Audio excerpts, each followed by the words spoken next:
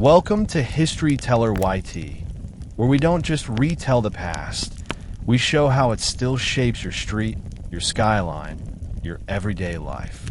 Today, we dive deep into the Great Fire of London, 1666, how it started in Thomas Verner's bakehouse, how a ruthless east wind turned lanes into furnaces, how panic and hesitation let flames run, and how powder, planning, and people pulled London back from the brink. You'll witness firestorms that made their own weather, the fall of St. Paul's under a crown of scaffolding, the Gunpowder Turn that finally broke the blaze, and the gritty Monday where London learned to hold. We'll open the doors of the fire court, watch Parliament's rebuilding acts redraw the map, and follow Wren and Hooke as vision and measurement rebuild a city in brick, stone, and common sense. We'll see how insurance turned fear into discipline, how brigades and engines taught water to arrive on time, how markets and keys came back smarter, and how memory was hammered into monuments, rules, and habits that still protect us. If you want the full movie, disaster, survival, reinvention, stay with me. By the end, you'll see why the truest heroes weren't just kings and architects, but the ordinary people who picked up buckets, swung hooks, signed fair laws, and chose wide streets over pretty shortcuts. Press play on the past. Your present city is hiding in it. London in the late summer of 1666 felt as tense as a drawn bowstring. Quiet in places where the plague had recently ravaged, crowded in others where trade and rebuilding tried to pretend the nightmare was over. The city's streets were cramped and narrow, the overhanging timbered houses leaning toward each other like old men whispering secrets above the lanes. Sunlight rarely reached the paving. What did reach those lanes are the flammable things that made London rich. Pitch and tar for ships, oil and tallow for candles and soap, spices and hops for brewers, coal stacked where it could be carted, wood piled in backyards, straw and kindling stored under stairways and eaves. It had been a parching summer. Wells ran low, the Thames shrank from its banks, and even the air seemed to taste of dust. Fire was a constant companion. Cooking hearths, bakers' ovens, chandlers' vats, brewers' kettles. Its manners kept mostly by custom, luck, and neighborhood vigilance. Yet everything about the city's shape tempted any stray spark toward disaster. The lanes were so tight that fire could leap them in an instant. Galleries and jetties and wooden signs jutting overhead could feed an ascending blaze. And once roofs caught, the same wind that pushed ships along the Thames would drive a gale of embers through the city's thatch, shingle, and soffits. Many people, especially the poor, slept crowded in upper rooms built from softwood that had dried throughout August. The guilds kept their stores. The merchants kept their inventories. The printers filled their presses. If you wanted to design a stage for fire, fuel, airflow, and continuity, you could hardly have drawn a better plan than pre-dawn London on the night before September 2nd. To understand why the Great Fire became inevitable, you have to walk the city as it was trade by trade. Near the river, the wharves and warehouses were stacked with hemp, timber, oil, and spirits in casks that sweated flammable vapor. Chandlers rendered fat into tallow and dipped candles by the thousand, their workshops limned by a greasy glow. Bakers began work before dawn, stoking ovens hard, the brick mouths hot enough to draw a blush from iron. Blacksmiths worked sparks from the anvil. Coopers shaved staves. Printers baked ink into pages. Brewers simmered wort in steaming houses whose vents breathed warm air into the sky. All of this industry made the city prosperous and proud, but it came with a ritualized blindness, danger normalized by repetition. People learned to step around the risks, as if familiarity made the flame a tame pet. Night watches existed, buckets and hooks were kept, but the tools were medieval against a metropolis that had outgrown them. The lanes kinked and narrowed. Dead ends abounded. Water had to be hauled by hand from pumps or from the river. Private firefighting, A few squirts, leather buckets, ladders, work for a single house, or maybe two, if the wind lay still and the neighbors organized quickly. But London was not a single house. It was a tangle of thousands, each leaning on the next. Overhead, carved shop signs swung, painted boards of dragons, dolphins, crowns, both wayfinding and kindling. Underfoot, straw and refuse collected where carts rattled their loads. Even the city's strength, its density, was its weakness. Proximity let heat travel, sound travel, commerce travel, and when a moment came, it let fire travel too. No one knew which spark would become the story, only that sparks were everywhere. And as the plague's grip loosened, people dared to hope, to work late, to drink, to sleep hard. In that hopeful fatigue, vigilance softened. Habits, the kind that keep a city safe, frayed just enough. On the night between September 1st and 2nd, the city exhaled. The heat of day bled slowly from the timber frames, and a dry wind ran like an invisible hand through alley and eave, testing shutters, teasing signs, slipping under doors. That wind mattered more than any single human decision to come. It would turn embers into a storm.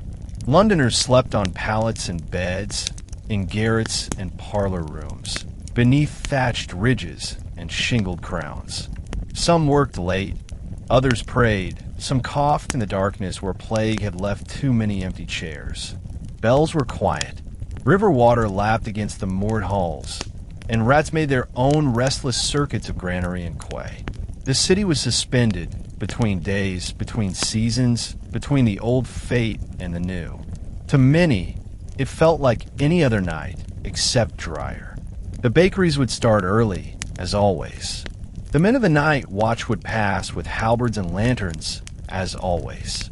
The danger of fire was so perennial that it merged with the city's background music.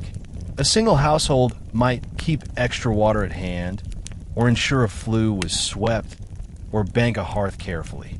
But on a city scale, safety needed more than custom.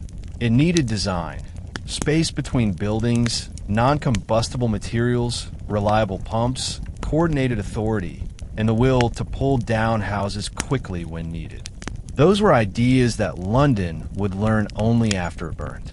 For now, the clock ticked toward after midnight, toward the hour when bakers began to rouse, toward Pudding Lane, quiet in name, noisy in trade, where carts by day brought flour in and by morning sent bread out, their wooden wheels biting ruts into the lane. On that lane, above those ovens, a household moved through familiar motions with sleepy hands and ordinary caution. It would be enough on most nights. Not on this one. The city had been drying for weeks. The wind had found its course. The materials had been laid by generations. London did not know it yet, but the opening cue for its mows. The hour was after midnight. The city balanced on that thin plank between Saturday and Sunday, when most respectable doors were barred and only bakers, watermen, and the night watch kept their small flames moving. In the bakehouse of Thomas Farrinor on Pudding Lane, Thomas Farrinor in some spellings, the night's rhythm was familiar, raking coals, banking the oven, letting the heat even out for the first batch before dawn. The oven mouth pulsed a sullen orange, brickwork ticking as it expanded and cooled in little breaths. Flour dust hung in the air like the ghost of snowfall, invisible until a lantern's beam caught it and made a drifting constellation. In such rooms, the difference between routine and ruin could be a sliver of judgment. How tightly you raked the coals, how clean the ash pit was kept, whether a coal leapt the iron lip and landed somewhere the eye didn't think to look. Someone, no chronicler can say exactly who, sensed warmth where it shouldn't be, an extra tongue of glow behind timber or around a beam. At first, it was the kind of heat a busy shop brushes aside. The oven runs hot. The night is dry. The air is close. But heat has a tempo, and this one quickened. Grease in the stone, crumbs in a crack, a splinter where would met brick. Each tiny thing offered itself, and the line between the safe inside of the oven and the vulnerable outside blurred. A smell rose, sharper than bread, less comforting than firewood, more menacing than tallow. The smell of timber beginning to think about becoming smoke. A servant girl woke, or was woken, and the household stumbled into the kind of argument that happens only at the start of disasters. An argument with denial. It's nothing. It will pass. Fetch water. No, more buckets. By the time certainty arrived, it arrived like a door banging open in a gale. Welcome to History Teller YT, where we don't just retell the past, we show how it still shapes your street, your skyline, your everyday life. Today, we dive deep into the Great Fire of London, 1666, how it started in Thomas Verner's bakehouse, how a ruthless east wind turned lanes into furnaces, how panic and hesitation let flames run, and how powder, planning, and people pulled London back from the brink. You'll witness firestorms that made their own weather, the fall of St. Paul's under a crown of scaffolding, the Gunpowder Turn that finally broke the blaze, and the gritty Monday where London learned to hold. We'll open the doors of the fire court, watch Parliament's rebuilding acts redraw the map, and follow Wren and Hooke as vision and measurement rebuild a city in brick, stone, and common sense. We'll see how insurance turned fear into discipline, how brigades and engines taught water to arrive on time, how markets and keys came back smarter, and how memory was hammered into monuments, rules, and habits that still protect us. If you want the full movie, disaster, survival, reinvention, stay with me. By the end, you'll see why the truest heroes weren't just kings and architects, but the ordinary people who picked up buckets, swung hooks, signed fair laws, and chose wide streets over pretty shortcuts. Press play on the past. Your present city is hiding in it. London in the late summer of 1666 felt as tense as a drawn bowstring. Quiet in places where the plague had recently ravaged, crowded in others where trade and rebuilding tried to pretend the nightmare was over.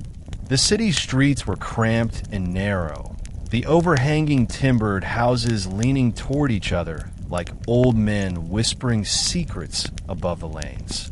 Sunlight rarely reached the paving. What did reach those lanes are the flammable things that made London rich. Pitch and tar for ships, oil and tallow for candles and soap, spices and hops for brewers, coal stacked where it could be carted, wood piled in backyards, straw and kindling stored under stairways and eaves. It had been a parching summer. Wells ran low, the Thames shrank from its banks, and even the air seemed to taste of dust. Fire was a constant companion. Cooking hearths, bakers' ovens, chandlers' vats, brewers' kettles. Its manners kept mostly by custom, luck, and neighborhood vigilance. Yet everything about the city's shape tempted any stray spark toward disaster. The lanes were so tight that fire could leap them in an instant. Galleries and jetties and wooden signs jutting overhead could feed an ascending blaze. And once roofs caught, the same wind that pushed ships along the Thames would drive a gale of embers through the city's thatch, shingle, and soffits. Many people, especially the poor, slept crowded in upper rooms built from softwood that had dried throughout August. The guilds kept their stores. The merchants kept their inventories. The printers filled their presses. If you wanted to design a stage for fire, fuel, airflow, and continuity, you could hardly have drawn a better plan than pre-dawn London on the night before September 2nd. To understand why the Great Fire became inevitable, you have to walk the city as it was trade by trade. Near the river, the wharves and warehouses were stacked with hemp, timber, oil, and spirits and casks that sweated flammable vapor. Chandlers rendered fat into tallow and dipped candles by the thousand, their workshops limned by a greasy glow. Bakers began work before dawn, stoking ovens hard, the brick mouths hot enough to draw a blush from iron. Blacksmiths worked sparks from the anvil. Coopers shaved staves. Printers baked ink into pages, brewers simmered wort in steaming houses whose vents breathed warm air into the sky. All of this industry made the city prosperous and proud, but it came with a ritualized blindness, danger normalized by repetition. People learned to step around the risks, as if familiarity made the flame a tame pet. Night watches existed, buckets and hooks were kept, but the tools were medieval against a metropolis that had outgrown them. The lanes kinked and narrowed. Dead ends abounded. Water had to be hauled by hand from pumps or from the river. Private firefighting, a few squirts, leather buckets, ladders, work for a single house, or maybe two, if the wind lay still and the neighbors organized quickly. But London was not a single house. It was a tangle of thousands, each leaning on the next. Overhead, carved shop signs swung, painted boards of dragons, dolphins, crowns, both wayfinding and kindling. Underfoot, straw and refuse collected where carts rattled their loads. Even the city's strength, its density, was its weakness. Proximity let heat travel, sound travel, commerce travel, and when a moment came, it let fire travel too. No one knew which spark would become the story, only that sparks were everywhere. And as the plague's grip loosened, people dared to hope, to work late, to drink, to sleep hard. In that hopeful fatigue, vigilance softened. Habits, the kind that keep a city safe, frayed just enough. On the night between September 1st and 2nd, the city exhaled. The heat of day bled slowly from the timber frames, and a dry wind ran like an invisible hand through alley and eave, testing shutters, teasing signs, slipping under doors. That wind mattered more than any single human decision to come. It would turn embers into a storm. Londoners slept on pallets and beds, in garrets and parlor rooms, beneath thatched ridges and shingled crowns. Some worked late, others prayed, some coughed in the darkness where plague had left too many empty chairs. Bells were quiet. River water lapped against the moored hulls, and rats made their own restless circuits of granary and quay. The city was suspended between days, between seasons, between the old fate and the new. To many, it felt like any other night, except drier. The bakeries would start early, as always. The men of the night watch would pass with halberds and lanterns, as always. The danger of fire was so perennial that it merged with the city's background music. A single household might keep extra water at hand, or ensure a flue was swept, or bank a hearth carefully. But on a city scale, safety needed more than custom. It needed design, space between buildings, non-combustible materials, reliable pumps, coordinated authority, and the will to pull down houses quickly when needed. Those were ideas that London would learn only after it burned. For now, the clock ticked toward after midnight, toward the hour when bakers began to rouse, toward Pudding Lane, quiet in name, noisy in trade, where carts by day brought flour in and by morning sent bread out, their wooden wheels biting ruts into the lane. On that lane, above those ovens, a household moved through familiar motions with sleepy hands and ordinary caution. It would be enough on most nights. Not on this one. The city had been drying for weeks. The wind had found its course. The materials had been laid by generations. London did not know it yet, but the opening cue for its mows. The hour was after midnight. The city balanced on that thin plank between Saturday and Sunday, when most respectable doors were barred and only bakers, watermen, and the night watch kept their small flames moving. In the bakehouse of Thomas Fariner on Pudding Lane, Thomas Farinor in some spellings, the night's rhythm was familiar, raking coals, banking the oven, letting the heat even out for the first batch before dawn. The oven mouth pulsed a sullen orange, brickwork ticking as it expanded and cooled in little breaths. Flour dust hung in the air like the ghost of snowfall, invisible until a lantern's beam caught it and made a drifting constellation. In such rooms, the difference between routine and ruin could be a sliver of judgment. How tightly you raked the coals, how clean the ash pit was kept, whether a coal leapt the iron lip and landed somewhere the eye didn't think to look. Someone, no chronicler can say exactly who, sensed warmth where it shouldn't be, an extra tongue of glow behind timber or around a beam. At first, it was the kind of heat a busy shop brushes aside. The oven runs hot. The night is dry. The air is close. But heat has a tempo, and this one quickened. Grease in the stone, crumbs in a crack, a splinter where would met brick. Each tiny thing offered itself, and the line between the safe inside of the oven and the vulnerable outside blurred. A smell rose, sharper than bread, less comforting than firewood, more menacing than tallow. The smell of timber beginning to think about becoming smoke. A servant girl woke, or was woken, and the household stumbled into the kind of argument that happens only at the start of disasters. An argument with denial. It's nothing. It will pass. Fetch water. No, more buckets. By the time certainty arrived, it arrived like a door banging open in a gale. Fariner and family scrambled for escape. Out a window, across a neighbor's roof.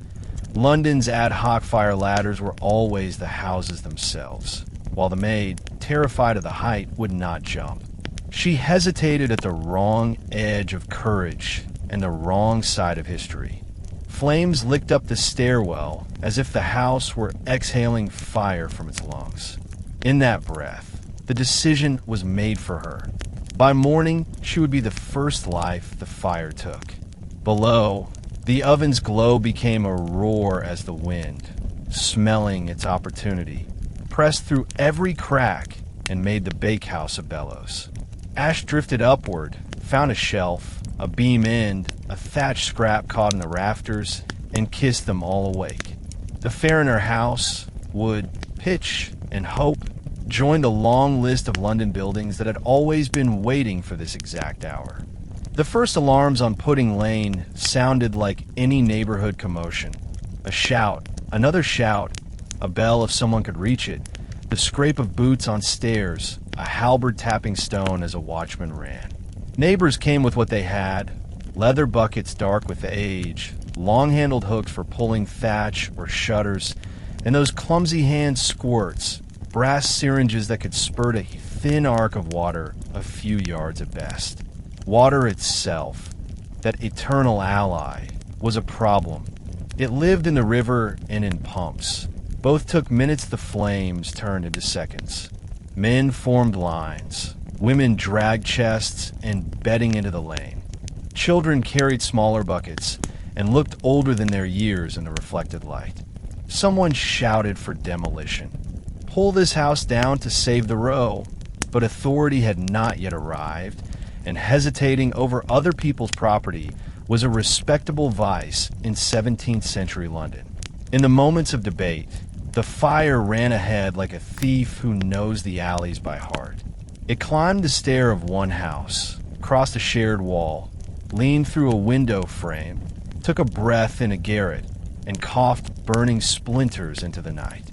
The wind, steady from the east, turned every open door into an intake and every window into an exhaust, fanning the rooms like furnaces. A spark rode the draft and landed on a hanging sign, a painted board that had swung over a shop so long it had forgotten it was wood. Another fell into a cart's dry straw. Another found a tar-streaked beam near the river-facing warehouses and ate like a starving animal. Within an hour, the language of the lane changed from problem to catastrophe. The glow lifted into the sky, bright enough to write by. Shadows of running people flapped against walls, and the sound, a long, irregular exhale punctuated by sudden roars, grew into a thing with its own will. The night watch, brave but undertooled, focused on containment house by house. But the city's design mocked their strategy. Narrow lanes pulled heat into tunnels. Overhanging jetties met like clasped hands above the street, forming a corridor for flame to run through. A gust blew embers onto Fish Street Hill, and a second front was born. The brass squirts sizzled and spat like angry snakes when their trickle met a beam already too hot to touch. Half measures, honorable and doomed. People began to aim lower. If the lane cannot be saved, save the next one. If that cannot be saved, save the family and the ledger and the silver, and God help the rest. A woman tied her household keys into her skirts. A man buried coins in his yard. A child carried a Bible, clutching it like a plank from a wreck. The city's ordinary tools were already behind the pace, and the wind had learned the map. In the first 2 hours, London had the last clean chances it would see for days. Decisive demolition, coordinated lines to the river, a ruthless acceptance that a few houses must die to save 100. Some shouted for it. Some even began, axes biting into beams with that steady, stubborn sound that can save a city. But the formal authority, Lord Mayor Sir Thomas Bloodworth, arrived and blinked in the fierce light, dazzled by the scope and by the legal and social cost of ordering houses pulled down.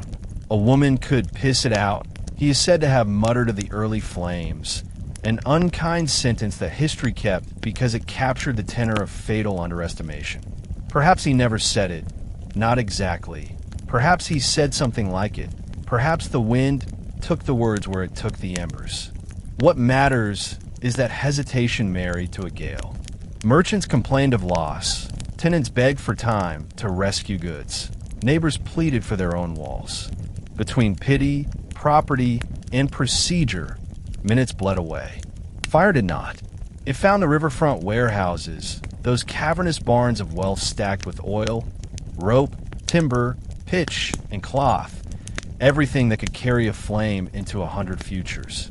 Casks burst like drums under a drummer who had lost all restraint. Oil ran as if the fire had learned to walk on water. Ropes burned like fuses leading to new detonations of heat. The Thames, ordinarily a break on flames, became a shimmering mirror reflecting a second sun, and the wharves themselves, wooden fingers reaching into the river, caught and turned the bank into a line of torches. People tried to flee by boat, while embers fell like meteors and little patches of fire played on the current. The city felt the change in its bones. This was no longer a neighborhood calamity. This was a mechanism. A street would catch, roar, and empty. The fire would leap an alley.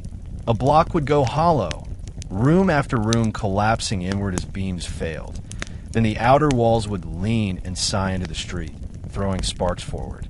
Those sparks, born on a wind that did not tire, wrote their messages into the shingles of the next parish. This is how a city-sized fire begins. Not as a single line advancing, but as a swarm of beginnings multiplying faster than human hands can end them. And so the missed chances of dawn became the work of noon. Behind the front, sleepless families staggered under the object that felt like an identity. Bed frames, tapestries, ledgers, looms, cages with panicked birds. While ahead of the front, officials began to talk at last about gunpowder and fire breaks. But gunpowder needed will, and the will needed someone to command it.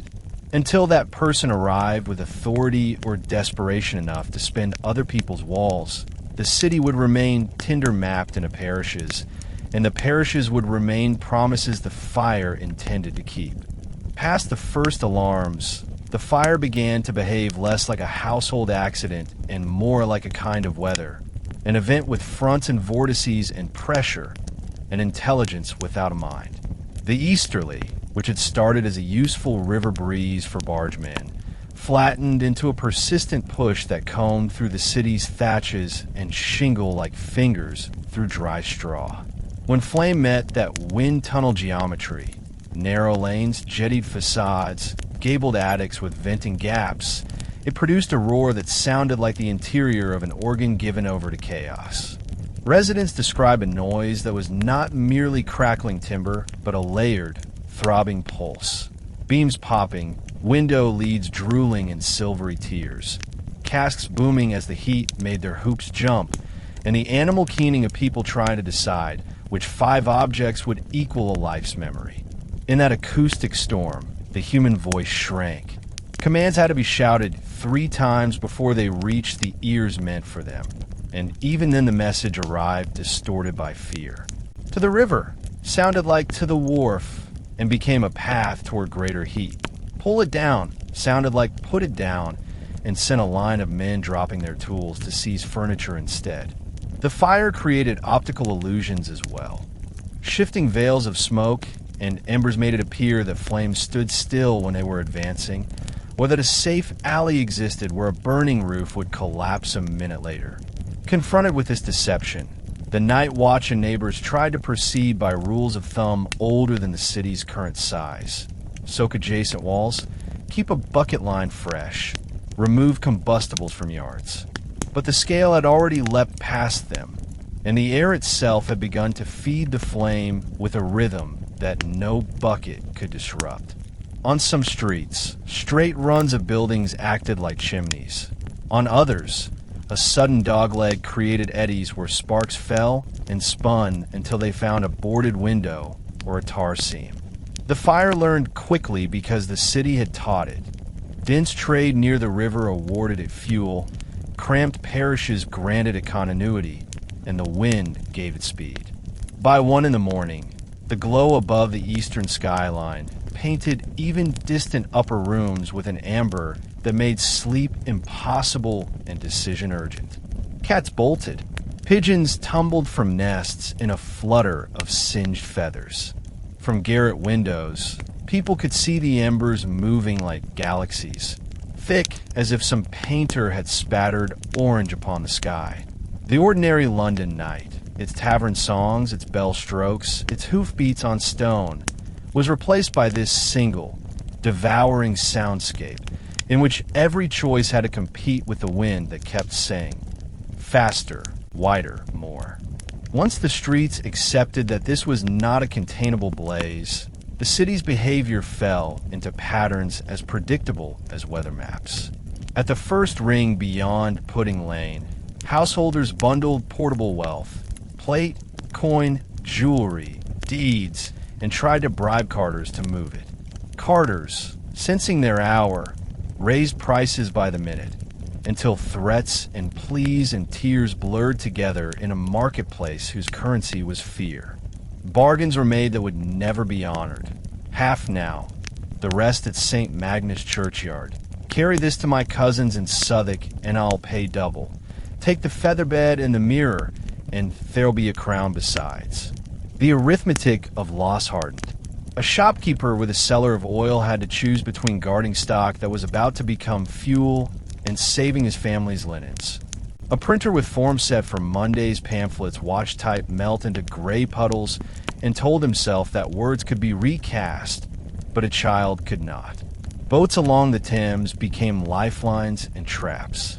Watermen, like carters, charged what panic would bear, and many paid gladly. Anything to quit the bank where sparks fell like sleet. Yet the river carried its own hazards. Burning wharves sent brands arcing onto decks. Tar or spirit leaking from warehouses turned patches of water into momentary fire. Crowds pressed at stairs until a wrong step sent people into the blackness beneath, where cries disappeared under the slap of hull against pier. Within parishes, priests tried to salvage the portable sacred, silver chalices, registers of births and deaths, the worn bindings of parish Bibles, while sextons rang bells both as warning and as confession, each pulling admission that their stone would not be enough if the roofs went. At corners, groups formed around men who sounded as if they knew what to do, former soldiers, guild officers, loud-voiced merchants. And those impromptu leaders triaged whole blocks with gestures. This line forms for buckets, that line for carts. You three. Yes, you break the shutters on the house with the oil lamps before the embers do it first. And then the discipline would stutter because someone saw a window blaze up behind them, or a child shouted that her grandmother was still asleep 3 doors back, or the eastern wind arrived like a slap that made every face turn to shield the eyes. Panic has a smell, acrid like hot iron and sour like fear, and London wore it openly. The city's scale, which in ordinary weeks felt like wealth and power, now felt like a maze with too many exits leading to more hazard. Streets one thought one knew felt doubled in smoke. Landmarks vanished. A lane that had always been a shortcut became a cul-de-sac whose only view was the red mouth of a house's interior. At every decision point, people calculated with a clock in their ribs. If we go now, we save the chest but lose the loom. If we wait 10 minutes, we might lose the chest, the loom, and the wall that held our name. By 2 and 3 in the morning, the gap between what London had and what London needed was a canyon measured in water and will. The city's official tools, leather buckets, long hooks, little hand squirts, were designed for the moral economy of neighborhoods. You help me keep my house from going, I'll help you next week when your thatch catches. They were not designed for a corridor of flame that ran unbroken from the riverfront into the belly of the city.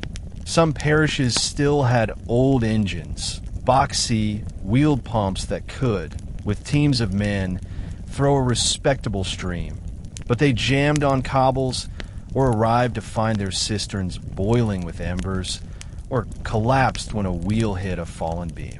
A few brave crews managed to angle engines to face an advancing front, pulling from the river with canvas hose while others hauled on the pump handles in a rhythm that tried to outsing the fire. 2 beats down, 2 beats up, shout, breathe, pour. For a minute, the arc would shine, steam on contact, and shear briefly before the wind bent the water's path into useless spray. Demolition was the one reliable tactic. Make a fire break by denying the flame its next mouthful.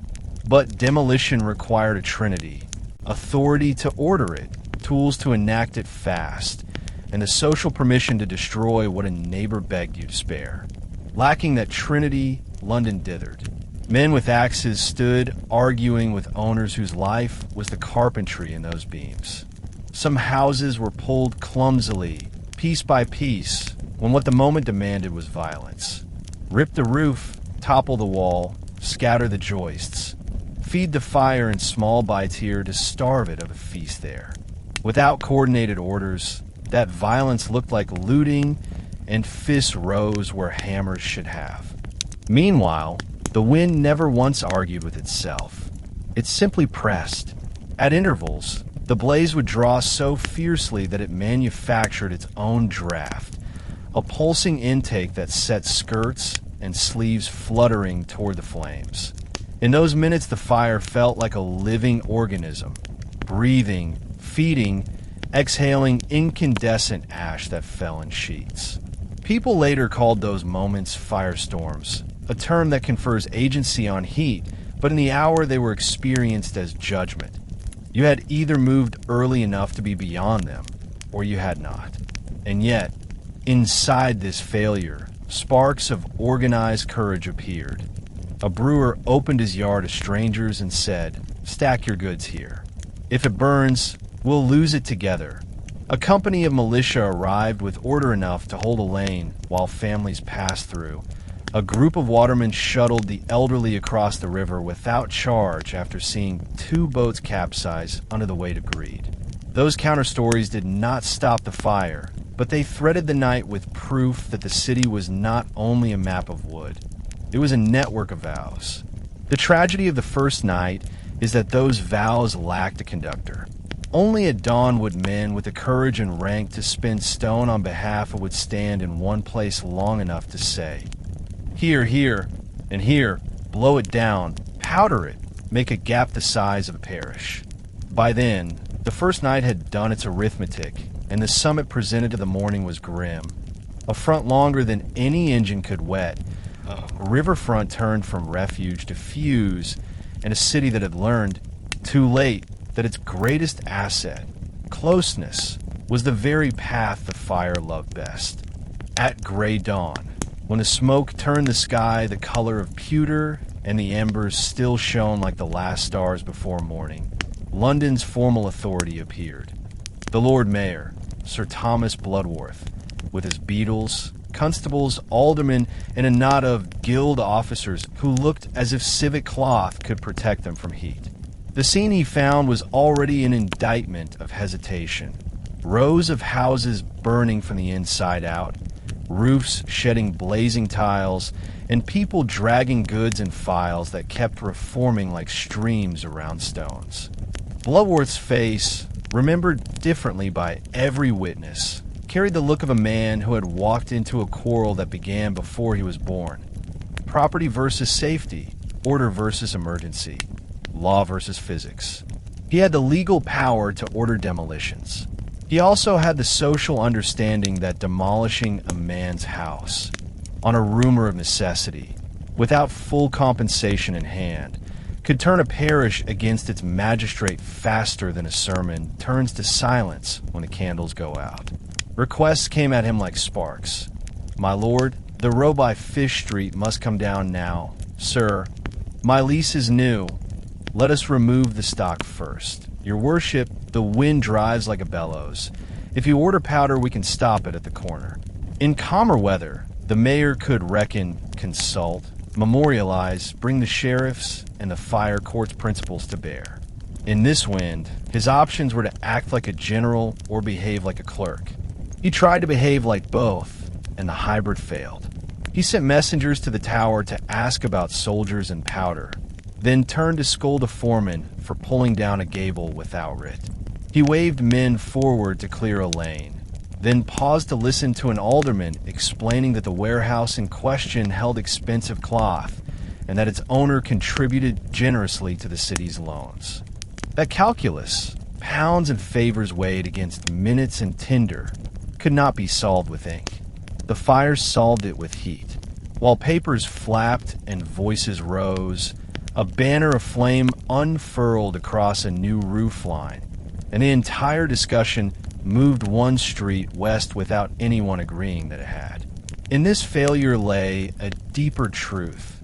London's government was excellent at peacetime. Charters, guilds, courts, markets, but it had no single spine for catastrophe. The watch was local, the engines parish-owned, the water access private, the demolition powers ambiguous, and the people, though brave, were answerable to property more than to plan. A commander who could say, "Here we will suffer loss, so that there we will live," did not yet stand in the smoke. Until he did, the mayor's carriage, symbol of order, looked like a cart caught in the current of a river in flood, wheels touching ground but going where the water chose. Demolition as policy is an ugly instrument, shaped by the knowledge that to preserve the city, you may have to ruin part of it with your own hand. Medieval and early modern London knew the principle, had practiced it in smaller fires. Pull down a thatched roof or pry off a run of shutters to deny flame a bridge. But the practice had always relied on consent or obvious necessity, and both were hard to claim while a house still stood. At dawn on the 2nd of September, necessity whispered while property shouted. Men with axes waited for the nod that would license them to swing with all their strength. Owners stood with keys and ledgers, begging for 1 hour to save stock. Neighbors, caught between mercy and fear, argued over what just enough meant. The legal framework, such as it was, place costs after the fact, compensate later, sue if you must, the city will consider it. Yet human hearts calculate in the present tense. A cloth merchant sought not an eventual award, but bolts of silk inhaling sparks. A chandler saw not a claim before aldermen, but her vats of tallow fattening the flames. In this moral melee, every hesitation multiplied the price of righteousness. To bring powder and blow a gap clean through, you needed soldiers who took orders, a surveyors how to choose the line, and the capacity to harden yourself against the faces of people who would never forgive you if the wind shifted and spare their block after you had ruined it. Lacking that triad, crews resorted to half measures. Unpin a corner post, pull a few joists, pray that the roof would sag before the flames arrived, and half measures in wind are arguments the fire wins on style points alone. A few parishes, braver or more desperate, did it properly. They toppled a house in a street, tore the next one before embers could crown it, and cleared a channel wide enough that the radiant heat could not vault it easily. Where they did, the fire paused, reconsidered, and sometimes went around. Those moments proved the rule. Yet they were islands in a sea of democracy under duress. Every voice equal, every claim urgent, every plea sharpened by the smell of burning familiarities. The mayor, bound to the city's slow virtues, could not make himself into the kind of tyrant disaster prefers, and so London's citizens found themselves wishing, against their own principles, for a hand strong enough to spend their walls without asking. It is a dark wish, the kind that rises only when heat makes philosophy thin. That morning it rose like smoke and curled around the spires. And as if to rebuke the whole quarrel, a shower of embers, flung by the draft from the riverfront, landed in a yard stacked with faggots and ladders and turned the debate into a fact. By the time the last sentence finished, the alley beside it had already chosen. While the mayor wrestled the law and the law wrestled the wind, a clerk of the Navy Board named Samuel Pepys climbed to a high spot and stared. He saw what words would later carry. Not a house fire, not even a parish fire, but an appetite the size of the city itself. Pepys was not in command of engines or soldiers, but he knew how things moved when the court cared, and court attention was the one accelerant the fire could not digest. He went by boat, oars cleaving water printed with cinders, to Whitehall, where the king and his brother, the Duke of York, were reachable behind walls that could hold a meeting even when London could not hold a street.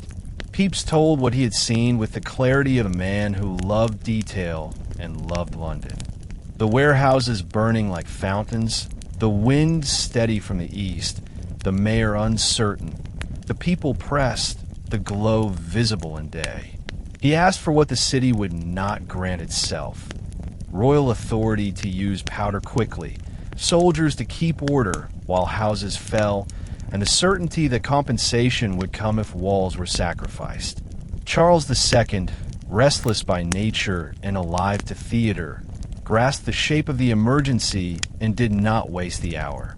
He sent the Duke to the riverside, promised support, and later came himself to lend the frightening mercy of decisive power, blow gaps, hold lines, appoint men whose orders would carry faster than please. When the royal party reached the smoke, even the fire seemed to change its voice for a moment, as if surprised to find itself faced by a will that did not ask permission to save. The Duke moved with the competence of a man accustomed to ships and storms, and soldiers, unlike neighbors, did not need to be persuaded that a house had no right to stand where a city could be spared. They brought powder, organized teams, posted guards to keep looters from turning disaster into carnival, and forced choices on a maps that had been debating societies all night. This did not end the fire. Nothing could, not yet, but it introduced a new grammar, imperatives where there had been subjunctives.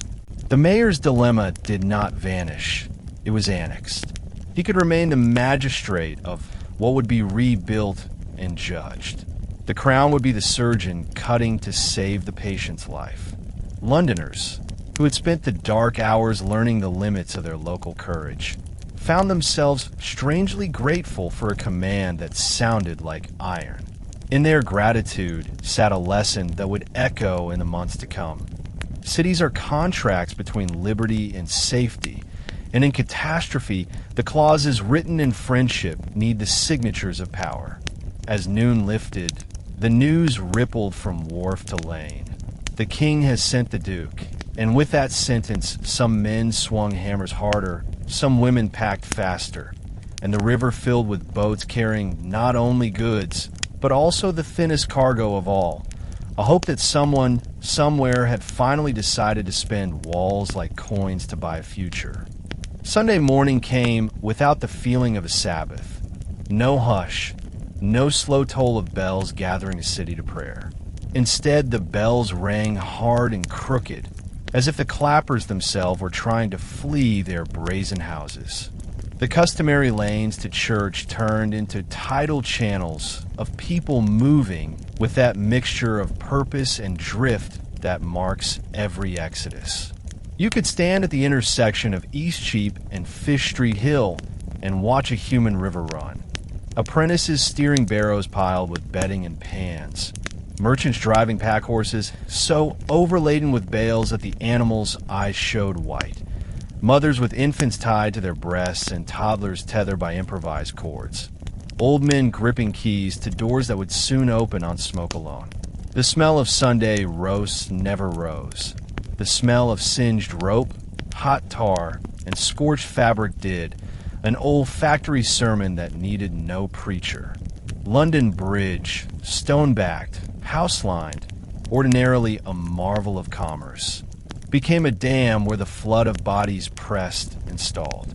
Shops shuttered, windows banged, signs swung crazily. In the crush, a painted unicorn snapped its bracket and fell, an omen read differently by each witness and ignored by the wind. Some hoped to cross to Southwark, where the flames had not yet leapt the water.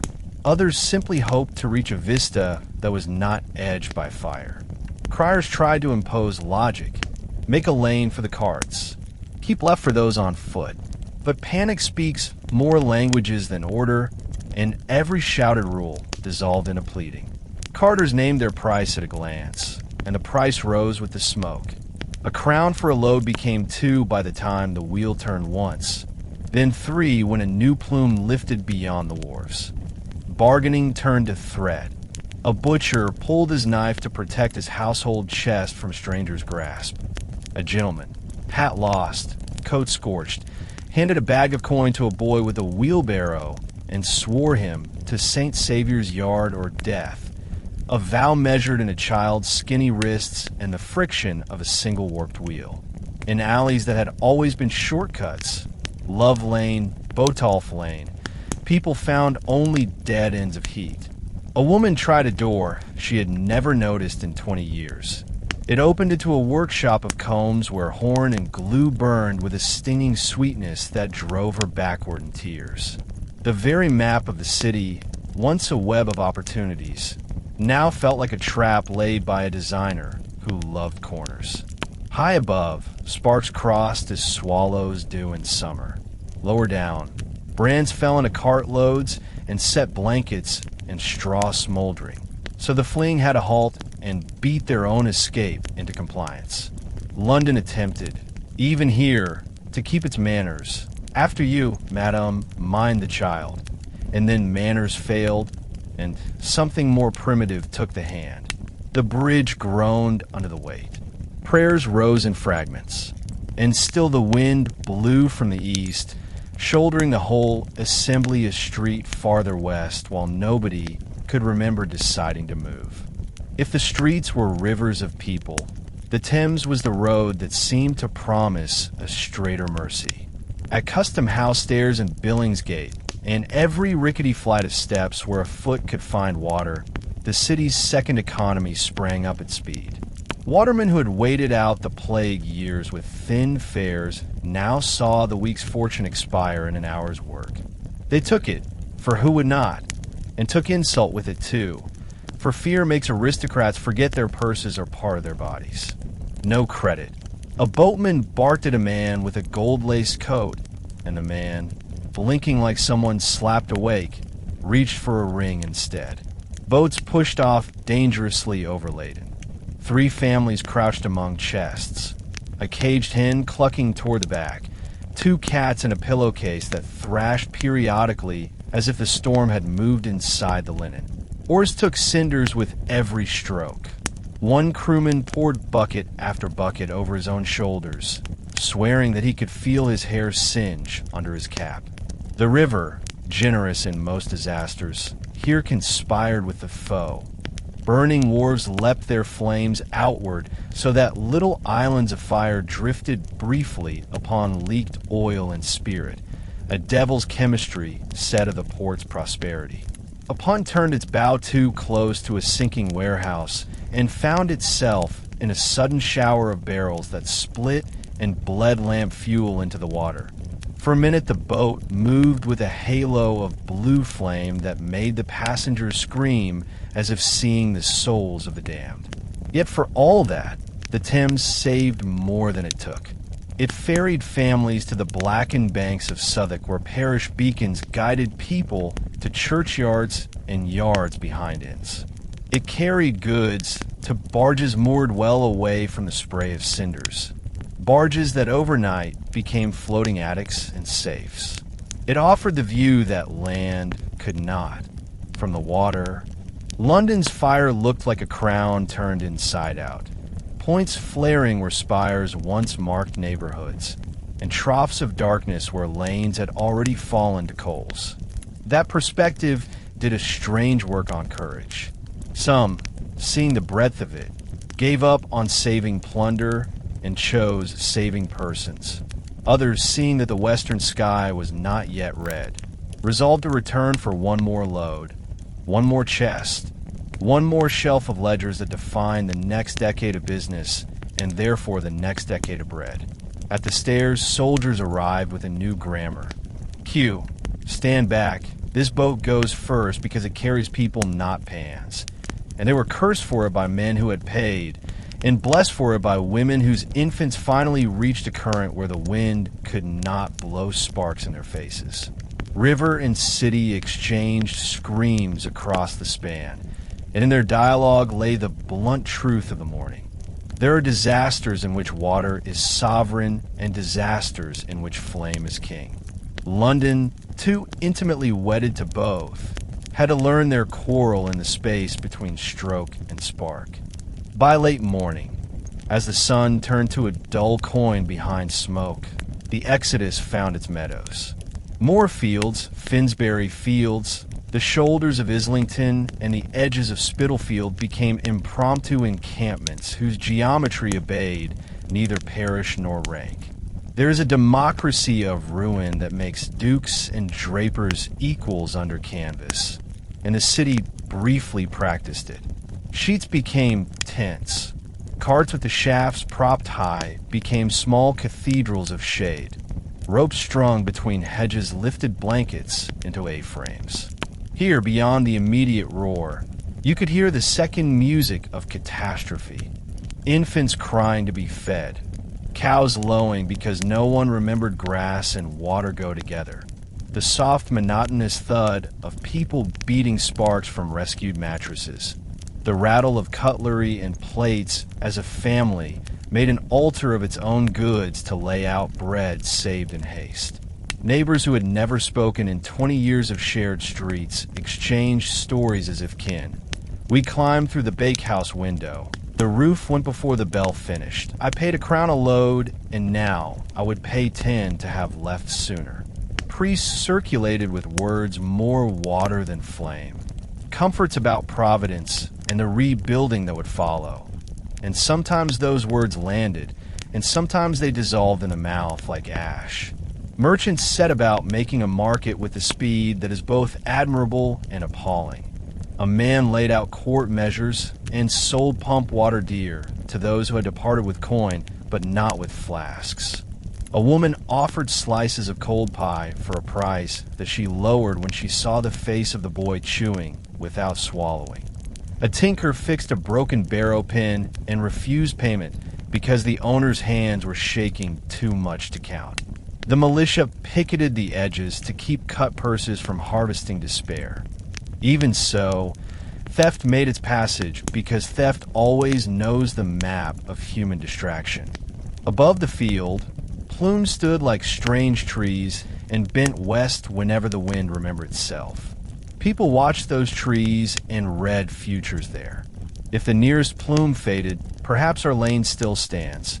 If it brightened, perhaps the church roof is gone. If sparks begin to fall here, then nothing in England has a right name. Children, bored of fear between bursts of it, chased each other around stacks of chess as if playing at sieges. A little girl held up a porcelain cup and pronounced it a treasure worth more than a house. And nobody corrected her, because she spoke for how the heart chooses value when account books burn. Toward noon, a rumor passed that the king had come and soldiers with powder were cutting lines in the city itself. The rumor worked like wind in reverse. It moved back along the human tide and stiffened spines. Some men stood and said they would return to help pull walls where commanded. Others held fast and swore to keep the camp orderly, to boil water, to search for the missing, to write names on scraps so that husbands might be reunited with wives and apprentices with masters. Under a sky of cinders, London invented a version of itself that did not need streets to exist, a city of vows set down on grass. And as the afternoon lengthened, people learned to measure time without clocks, by the change in the taste of the air, by the way the glow climbed or sank along the horizon, by the moment when their own voices grew hoarse from telling, for the fifth time, the story of how they had got out and what they had left behind, and how a bedstead can suddenly feel heavier than a lifetime of argument when you're carrying it to a patch of field, that is. For one day, the sum of England. By early afternoon, the fire had learned a terrible trick. It began to make weather of its own. What had started as a strong, easterly pushing flames through lanes now twisted into a circulation born from the blaze itself. Columns of superheated air rising like invisible ropes and yanking in fresh oxygen at street level with a force that flattened skirts against legs and blew hats down alleys like startled birds. People later said the fire roared, but that word is too gentle. It throbbed, a percussive hunger that seemed to beat in the chest as much as in the ears. Houses did not simply catch. They flashed, as if a giant had breathed out and his breath was flame. Where timber frames crisscrossed behind plaster, the heat found paths like veins and ran along them until an entire wall kindled in one sheet. Shutters burst outward. Casement glass softened, then puddled down window ledges in tears that shone orange and then dove to gray. In lofts crammed with kindling, old offcuts, straw, broken stools hoarded for mending, the temperature rose too fast for the mind to measure, and the air itself became a torch. Cooper's yards turned to nests of fuses, hoops pinging free as casts exploded, staves spinning like thrown spears, a hail that made even brave men duck behind chimneys. In brewers' rows, the roofs heaved as trapped vapor met a furnace draft. The sound when copper gave way was like a cannon, and with each report the crowd flinched as if at war. Switchbacks in the lanes created eddies where embers skirled in tight whirls. Tiny galaxies of fire swirling long enough to search for a new mouth. They found them easily. Paint on signs, tar on hull planks, a forgotten broom propped under eaves, a thatch repair done with dry reed. The sky itself turned participatory. What ash did not fall back as fine gray snow ascended into the column and returned as brands hurled far ahead of the front. Sparks with wings. A bakery on a street no one thought threatened suddenly smoldered at the lintel, and in minutes the shop was an announcer of its own demise, calling to neighbors whose ears were already full. Water, fetched by chains of hands that shook from heat and decision, flashed to steam inches before it touched wood. Men with engines pumped with the stubbornness of prayer and watched the stream curve away, tattered by the draft. Neat arcs sliced into mist.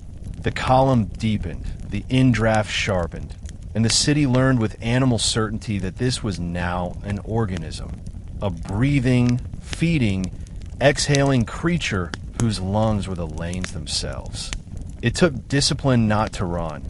It took more than discipline to stand and pull walls in the teeth of that intake. And yet here and there they did, planting ladders that shivered in the wind, swinging axes whose heads grew too hot to hold, and making gaps in a geography that had never imagined needing holes. No one understood, until that Sunday, how violently prosperity could detonate.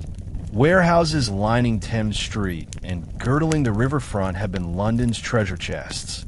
Hemp and flax coiled like sleeping snakes, tallow stacked in smooth-surfaced ingots, whale oil in barrels that sweated faintly under summer heat, brandy, Wine and strong waters cast in ranks as far as dim lanterns could reach. Once the firestorm took hold, those inventories transformed from wealth into ordnance. Bung shot from heads like musket balls. Liquor jetted, found the air already alight, and sheeted in a flame that ran along the floor towards stairwells and door frames with the purposeful speed of poured mercury. Lashings burned through, and the casks, freed, thudded against one another, then rolled, their rivulets of fuel scribbling orange cursive over planks. Rope walks became litanies of fuses. When one end went, a rushing blue flame chased along the fibers so fast that a man sprinting could not beat it to the turn. In a chandler's loft, tallow began to sweat and then to pour, and what had been candles in potential became a cataract of fuel spilling down the stair like a waxen waterfall, catching dust, hair, scraps of paper, all of it brightening into a hideous candle that had no wick but a building. Above Cheapside, a stationer's stock, reams upon reams of paper, took fire not from the edges inward, but from 1,000 pinpricks where floating embers landed. Within minutes the room seemed to snow with burning squares that rose on drafts and drifted through a broken fanlight to seat a shop across the lane. Apothecaries' stores hissed and popped in a chemistry lesson no one would forget. Turpentine flared, spirit of wine went off like laughter too loud for sense. Camphor leapt into bright, sudden flowers of heat. Even materials thought safe betrayed their keepers. Bricks, blasted by heat on one face and cold on the other from bucket after bucket, spalled and flew like chips from a mason's chisel. Iron cramps reddened and let go. Beams shrieked as they racked free. Then there were the houses that seemed to explode. In truth, they did not detonate all at once. They failed in a sequence so rapid the eye read it as a single event. Attic air flashed. Roof lifted. Sidewall bellied. Joists, softened to licorice by heat, slipped from their mortises, and the whole assembly sighed outward, throwing a gust of brand-lit air into the street that set a neighbor's curtains swaying just enough for one ember to choose them.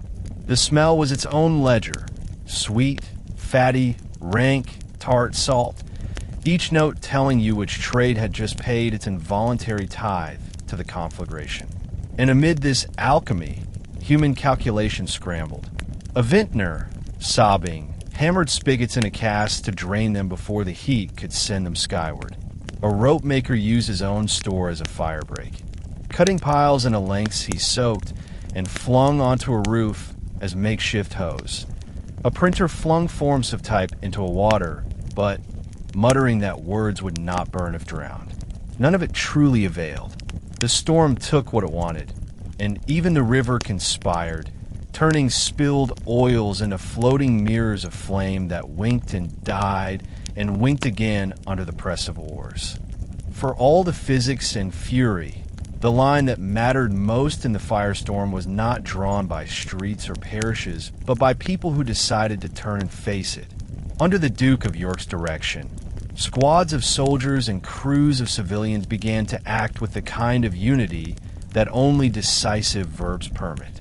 Powder arrived in kegs slung between poles. Fuses were cut. The geometry of sacrifice was sketched in chalk on doorposts. Here, take 2 houses. There, 3.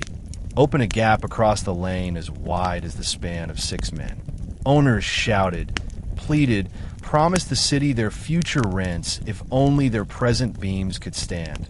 The Duke listened, nodded, and then said the words that replaced debate. Blow it.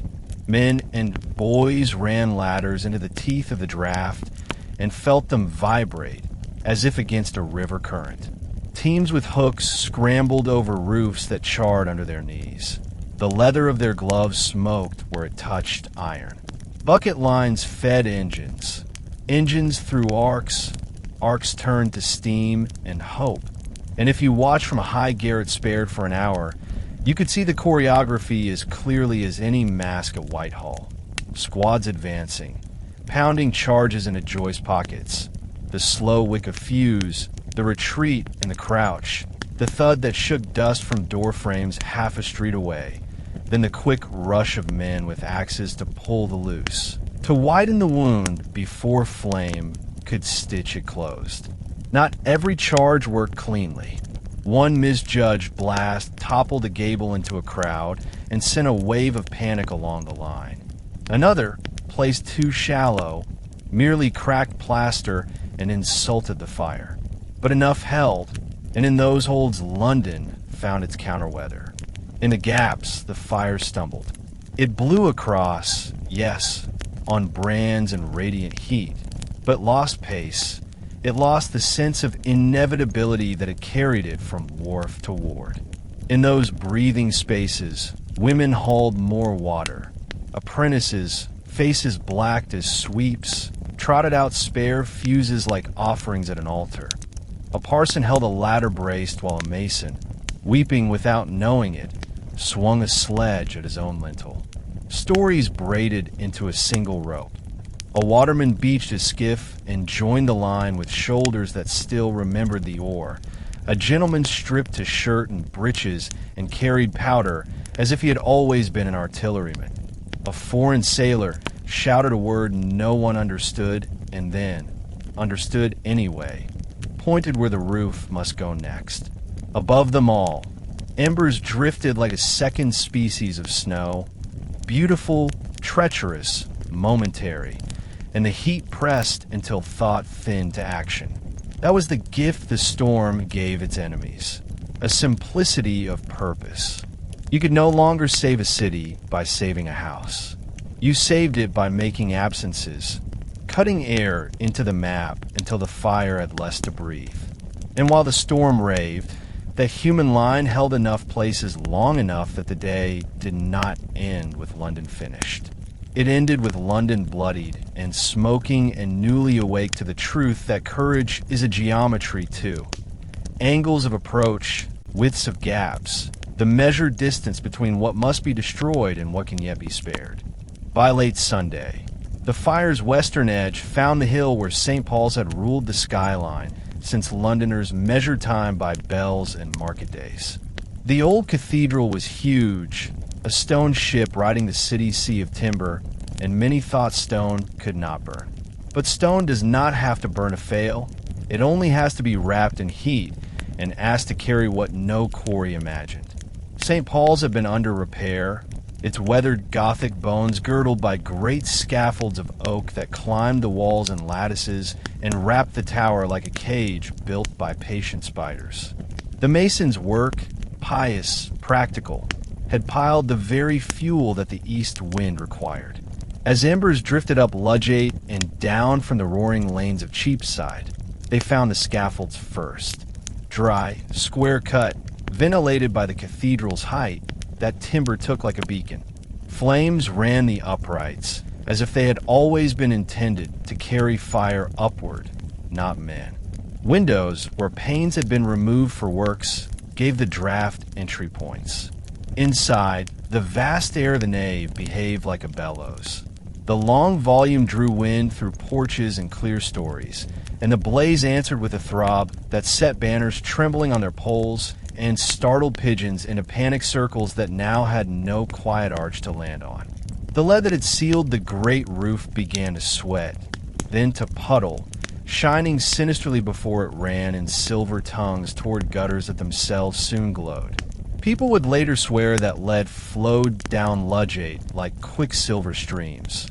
Whether that is physics or memory gilded by awe, the sensation was real enough to fix in a city's mind. Stones, heated on one face and cooled by bucket water flung by desperate men on the other, cracked with sharp reports like pistol shots. Inside chapels, wooden choir stalls smoldered to charcoal profiles before collapsing into embers that sketched their former shape in orange. The great books were carried where hands could reach them, but hands could reach only until the smoke pressed them back. The cathedral's dignity tried to hold, as if ritual could stiffen mortar.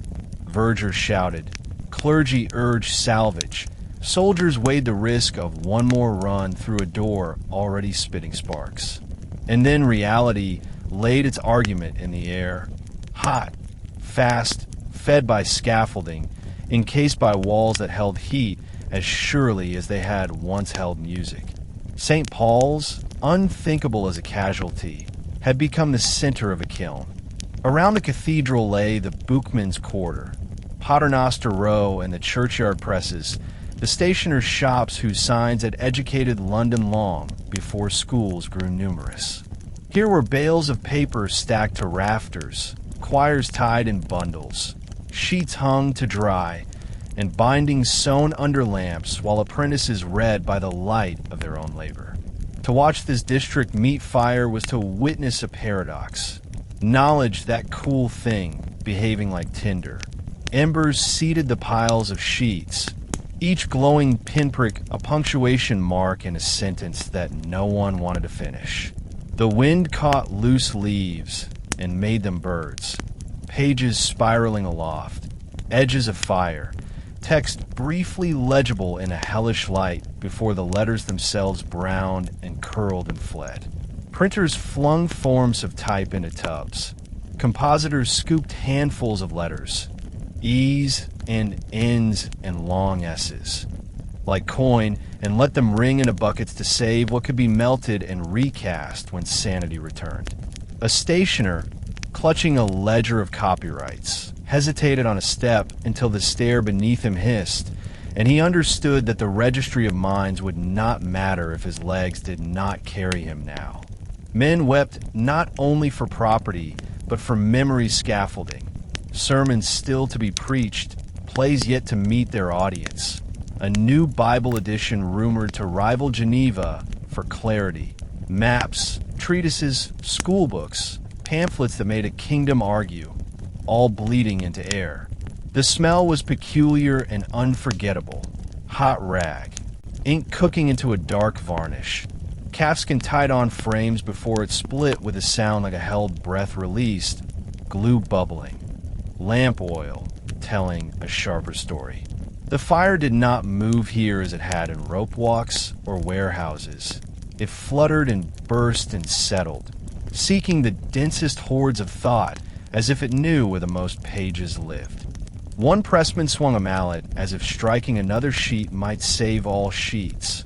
Another tore a frisket and used it as a mask, peering through the soot, guiding a friend to a door whose latch had gone invisible under black. Deals were made with a ferocity that seemed sacrilege and salvation together.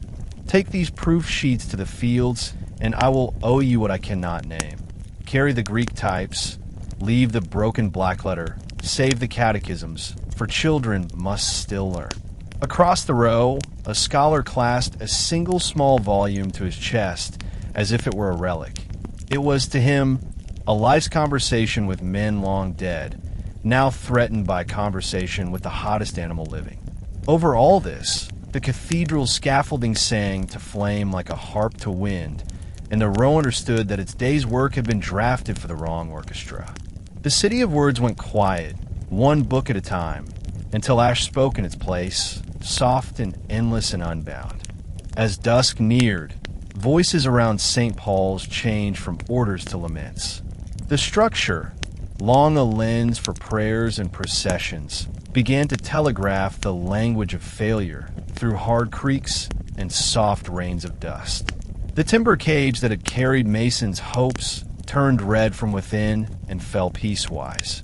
A tower of scaffold groaned, leaned with the strange, slow grace of tall things giving up and then rushed down, jets of orange tearing into the nave like 100 torches thrown at once. The interior air flashed. You could see it, a pulse as if the building breathed heat, and the roof timbers, already blackened, lifted slightly as mortises softened and tenons slipped. Someone shouted for one more run at the choir, and a handful tried, but heat drove them back with a force that felt like the hand of the thing you had worshipped, turning you away for your own survival. Lead, now certainly liquid, fell in drips that hardened into weird stalactites of dull metal along thresholds and sills before cracking free with miniature clinks underfoot. A span failed. With it went the confidence of centuries. The great tower, tormented by its fiery girdle and the collapse of the roof's binding strength, shed masonry in a heavy cascade. Not an explosion, exactly, more the sigh of mass choosing ground. Each thunderclap of stone raised a roost of sparks into the air that fled westward like startled starlings, hunting the next eve. Those who had gathered, frozen by awe, ran now, not because they had been ordered, but because the body does its own arithmetic when tons of heritage start to move. When at last the fall reached the phase that the city would remember simply as the ruin, the vaults down, the choir crushed, the walls standing like hot cliffs, the noise eased. It did not grow quiet.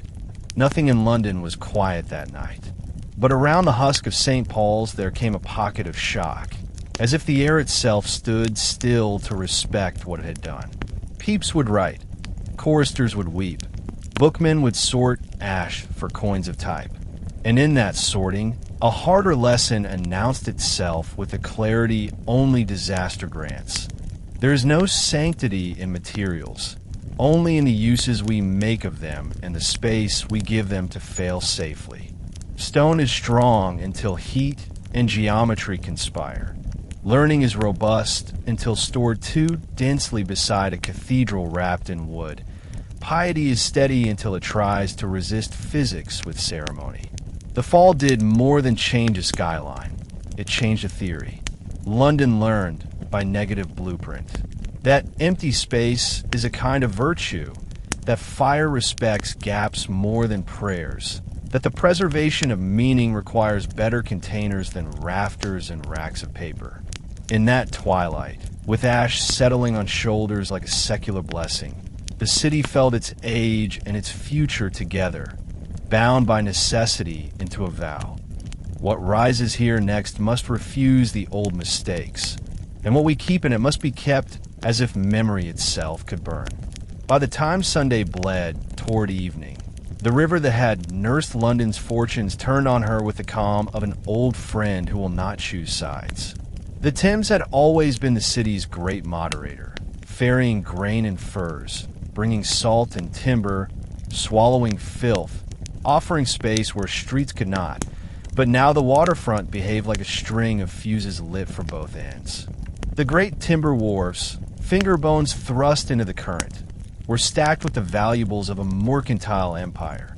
Sugar in hogsheads, hemp bales bound tight, pitch in barrels that sweated resinous tears, French brandy and canary wine that caught light, as if eager for confession.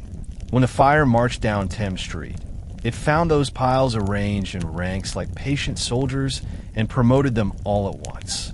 Flames ran the quay edges with the speed of rumor, climbed posts, split piles, and licked under decking where rats boiled out in frantic hordes. Stave barrels burst, bungs rocketed, oil streamed like molten parchment across the planks and tumbled to the water, where it spread in slick, skin-thin films that turned the surface into a mirror taking dictation from a blaze. It was nauseating to watch. The river, symbol of cool reprieve, catching in patches and sliding fire downstream, as if carrying messages written in orange ink. Watermen who had learned every eddy by heart found themselves rowing through a moving gallery of narrow perils. Here a haloed ring of flame wobbling outward from a leaking cask. There a roof beam that struck water and hissed like a serpent before bouncing up to hook a gunnel. Oars took sparks and char. Crews wrapped wet rags around hands to keep the blisters from opening into their work. The crowd on the bank, ready to cheer any boat that pushed clear with a wobbling mountain of household goods, faltered when a gust blew a brand into a blanket roll and turned a salvage bed into a torch. One barge master, old enough to remember ice breaking under boys' boots in a hard winter, stared at the heat and swore he could feel summer frozen inside the flames. Such was the river's treachery, a season inverted and made deadly. The tide, innocent of human plans, complicated all. slack water-clotted boats at the stairs, until soldiers had to part them with pikes. It pulled overloaded craft outward so fast that a single misjudged stroke sent a skiff spinning into the wharf's burning shadow. Flood shoved smoke back over the bank in thick, undulant folds that made the lungs labor. On London Bridge, people jostled to look and recoiled from the vision. A living map with arteries of fire drawn across it. The bridge's stone piers mustering eddies that collected floating brands like leaves on an autumn current. The city had always relied on the river to cure excess heat by conducting it away. Now the river was a courier of menace, ferrying the fire's small ambassadors to stairs and holes and ropes that had never been so suddenly necessary and so suddenly dangerous. When the Duke of York's orders reached the river, the chaos along the stairs learned a rough grammar. Soldiers with powder had stiffened the landward line. Now mariners and watermen, some in royal employ, many simply faithful to their reach of river, knotted themselves into makeshift brigades that felt, for the first time in the disaster, like a navy. Bowmasters called stations as if aboard ships, bowmen for hook and fend off, midships with bucket to douse sparks, stern or to hold the angle as drafts shoved boats toward the hot wharves. A chain ferry was hurried into service between two safer piers. Heavy hawser looped round capstans, hauled by teams of men whose palms would look like bark by morning, so that a steady shuttle could move children, the infirm, and clerks carrying city books wrapped in oilcloth. Overload became policy instead of accident. Crews learned the threshold at which a skiff would ship water and balance their human cargo like a grocer weighing fruit. An old woman beside two apprentices to counter a trunk. A mastiff sedated with a rag of vinegar so it would lie still past the flaming stairs. A cradle wedged in a bent athwart where even a lurch could not throw it. Orders cut through the din with naval sharpness. Stairs to the left, press on the right. Hold off that spar. No, let it burn by. You'll founder if you catch it. Oars in duck now. Boats that had fought one another for fares an hour ago began to tow in pairs like oxen. Passing a painter from stern to stem, doubling muscle so that the fallback against wind did not undo all the gain of 3 strokes. Women aboard learned in a minute what the river teaches slowly in calmer years. How to face the bow and lean with the pole. How to keep a child beneath a soak cloth when sparks reach for hair. How to look past another family's heap of goods to the bare line, where bank means safety. On the landings, wardens set ladders and posted 2 men per rung, so that a living chain could lift the weak without breaking the rhythm of flow. A few Marines from the tower brought discipline and the dull reassurance of uniform. Their muskets stayed shouldered, useless against heat, but their voices held when others cracked. They made priorities non-negotiable. Persons first, papers of office second, property a distant third, unless property threatened to become fuel. A merchant protested until the barrel he defended wept spirit on his boots. He danced and swore and then laughed, ashamed, and threw the spigot himself to empty the danger into the tide. Across the width, Southwark's yard refugees like an army in bivouac, stable boys hauling pails, cooks boiling great kettles of water, a clerk pinning notes to a board with names and rendezvous scratched in a hand gone broad with urgency. Barge owners moored out midstream became treasurers to half the city. They took in chests and bales and gave in exchange a chalk mark on the lid and a word of honor that the owner could find both barge and word when day came. It was a crude ledger, more binding than parchment in that hour. The river learned command, and in learning it, salvaged a kingdom's worth of breath. Where earlier a single spark could turn rescue into funeral, now wet canvas awnings, bucket drips, and practiced angles made passage possible. There's a kind of leadership that lives in wrists and hips and calls itself seamanship. The Thames, at last, remembered it. Of every anxiety that breathed in the smoke over the Thames, none pulled the mind so tight as the old question with its new urgency. Would the fire cross? London Bridge, ancient and storied, stood as both barrier and bait. Its arches were stone. Its houses, though, were tinder poised above the cutwater, their timber galleries teetering over swirls. If the eastern wind carried embers low beneath a span, drawn by the bridge's own draft, those brands could collect among debris and moored small craft, lighting a small parliament of flames in the lee of the piers. Watchmen stationed their stuffed wet sacks in nooks, jabbed at trash with poles, and beat the water to break up slicks, a strange ritual that looked like someone trying to smother a dream. To the south, Southwark watched with the karmic dread of a place that had always served as London's relief valve and scapegoat. If the city's fire jumped, the southern bank's wooden lanes would show the same arithmetic, wharf to yard to roof to sky. Farther downstream, the question expanded. Could the blaze, given fuel on boats and the treachery of oil, leap beyond the bridge's shadow to Bermondsey? Rotherhithe? Wapping? Mariners shook their heads at landfolk's nightmares and pointed out the disciplines that would have to fail all at once for a full crossing to succeed. Constant shower of brands, slack watch, a wharf choked with pitch left unattended, a tide that pinned fire in a pocket long enough to teach it the new map. Even so, they did not wager more than a shrug. The day had spent its store of certainties. Up on the bridge roadway, between shops shuttered with haste and windows already warm to the touch, people peered east and west and felt both humbled and enraged by the scale of the thing. A foreign trader, used to cities with broad quays of stone, muttered that London had trusted too much to charm and timber. A parish widow chided him without turning her head, saying that charm and timber had kept her fed 30 years, and stone would have starved her if it had cost what men liked to pay for the look of it. Such was the debate the bridge held. Prudence versus livelihood, breadth versus bustle, gap versus closeness. Below, the river made its own argument with the unanswerable mouth of tide. Fire did cross in places, on barges ignited and set adrift, on small boats that burned to their ribs and drifted under an arch to wedge and flare, on straight thatch that made a vagrant, short-lived crown above Blackwater, but it did not install itself as a sovereign on the southern bank. Watchers put that small victory in their pockets and used it to purchase another hour of steadiness.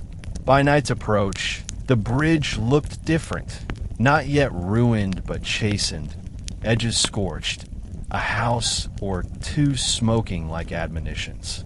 And the question turned from will it cross to what will we build so that it never needs to. Across the span, voices softened with fatigue and a kind of reverence for the stones beneath their feet. London's centuries had marched over those arches. Now a day's worth of fear and coordination and brute luck had kept the Thames as border rather than boulevard for flame. In that reprieve lived the seed of policy. Widen the ways, lower the loads, forbid what must not burn where boats crowd to kiss a bank. The river had not betrayed them. It had insisted on being treated as a partner with its own rules. And when the wind freshened again, lifting sparks that climbed and fell like thoughts too hot to keep, those who stood on the bridge understood that survival on water is always a form of listening. By Sunday's waning light, the grammar of the fire shifted from plea to command, and the word that did it had a taste of saltpeter, powder. The Duke of York, soot massed across his brow like war paint, stood at a corner where the wind scissored the smoke and gave him a narrow, usable view. Around him, captains, aldermen half convinced, surveyors with charcoal-streaked fingers, and a few men of science who could talk angles under pressure. Hooke among them, eyes alive with the terrible clarity of experiment, traced with their hands and ere the town they meant to unmake. Not there, said one, that is soft timber that will feed flame. Here, where the joists tie the row together. Powder kegs thumped down from carts, hoops knocking like a drumline for the city's harshest ritual. Royal authority did not abolish property. It cut through it like a blade through knotwork. Compensation would be sorted later, the king's word standing in for coin. What mattered now was drawing a negative of London. Absences where the fire could not step. Men ran with fuses coiled over shoulders like snakes asleep. Others with ramrods and tamping tools meant for artillery, but ready to meet wood and brick. An engineer's calm voice sliced through the heat. We take 3 houses here, for there, pull tiles before the blast, else they will turn missiles. Brace the corner with ropes so it falls where we ask. The absurd politeness of an hour earlier, negotiating over shutters, evaporated. When an owner objected, the Duke did not argue. He placed a hand on the man's sleeve and said, low and final, "If we do not ruin this now, the city ruins it in 10 minutes and your neighbor with it." That sentence, like gunpowder itself, propagated. It gave a shape to grief that men could carry. The first charges went into the belly of a riverside warehouse whose doorways coughed heat. A squad worked as if bored by danger. Pry a pocket under a sill, ease powder in a canvas bag, wedge with scrap, lace the fuse, leave a curl of it outside like a cat's tail, then step back and let certainty count. Gunpowder has a voice Londoners knew from musters and the theater of war. Now it spoke salvation. The report cracked, the building bulged, and an entire middle span sagged as if learning to bow, then collapsed inward, dragging neighbors toward a vacancy the width of a promise. With the open air came a new sound, the fire's intakes gasping, cheated for once of a ready mouthful. Men cheered once only, because the next charges would not set themselves. Orders went out like thunder rolling along a ridge, to Bread Street, to Foster Lane, to the line of Cheapside where a wind tunnel must be broken or it would become a throat-swallowing parishes. The map remade itself in chalk marks on lintels and in memory's quick sketch. This block for sacrifice, that block for hope. London had learned a violent mercy and meant to practice it before the fire learned a newer trick. It is one thing to write blow a fire break on a plan and another to crawl under a stair that hums with heat and place the charge with your cheek against the beam. The squads that did it developed a ritual in minutes. Habit hardened into craft because nerves demand choreography. First, a Hooke team ripped shutters and hanging signs to keep shrapnel to a minimum and to open the interior, giving the blast room to teach gravity. Then axemen took a corner post half through, so the charge's push would find a path and the fall would choose the street, not the rescuers. Powdermen, sleeves damp, pressed their bags where timber met brick, knowing that an inch too shallow would leave a house insulted and raging, and an inch too deep would blow masonry into the lane like sling stones. A runner kept a bucket just for fuses, dry, oiled, understood, and another held a coil of slow match between wet fingers so that one headburn wouldn't end a whole street's chance. While they worked, cinders fell with the patience of snowfall and the malice of wasps. Sparks nested in hair. Men wore hats soaked and tied down hard, a ridiculous costume made wholly by use. An engine crew angled a stream over the charge team, not to quench, but to cool the breath around them. The water hissed where it met iron and made a white veil that hid terror and revealed essential shapes. When all was set, the foreman took a breath, counted, light, turn away, down, and then moved like dancers drilled since childhood. The breath after the count was always the worst. Time dilated. Sound narrowed to the bright, nervous fizz of fuse. Once in a while a fuse ran hot and fast. Once in a while it sulked, and the foreman's hand twitched toward it with the suicidal patience of a man who knows that a city sometimes asks you to play with clocks. Then the hit. A blunt concussion that reached through gloves and gripped bone. Dust jumping. Birds nobody had seen erupting from somewhere safer. A ripple ran through the crowd. Fear first, then exhalation, then a shuffle forward as if watching a magician finish a trick. This was no trick. A gable cartwheeled wrong, and the rope team heaved to drag it clear before it made kindling of men. A mis-set bag puffed, and did not throw, again deeper, and someone slid back into the heat as if the blast had been a refusal, not a blow. Accuracy became a sacrament. Hooke, sleeves rolled, stood in the cracks of his knuckles, pointed with a plumb line and argued angles with a mason who could read weight the way a sailor reads sky. "Here," he said, touching brick, and here. "This tie keeps the row stubborn. Without it, flame spins itself leaping." They were making a kind of negative architecture, composing holes with the same care as vaults, persuading gravity to be their co-conspirator. In alleys where fire had ruled all day, silence followed the thuds in brief, reverent pockets, and then work filled the pockets with the scrabble of boots and the thock of axes and the slither of pulled timbers. Courage, in that hour, meant perfecting ugliness. People who had built houses with love and loan skills now learned how to unmake them cleanly, so that the ruin could purchase room for air to do what prayers had not. A city does not feel its luck change all at once. It notices that the wind's voice has altered in certain streets, that smoke lifts differently above a gap, that men stop glancing behind each command for permission.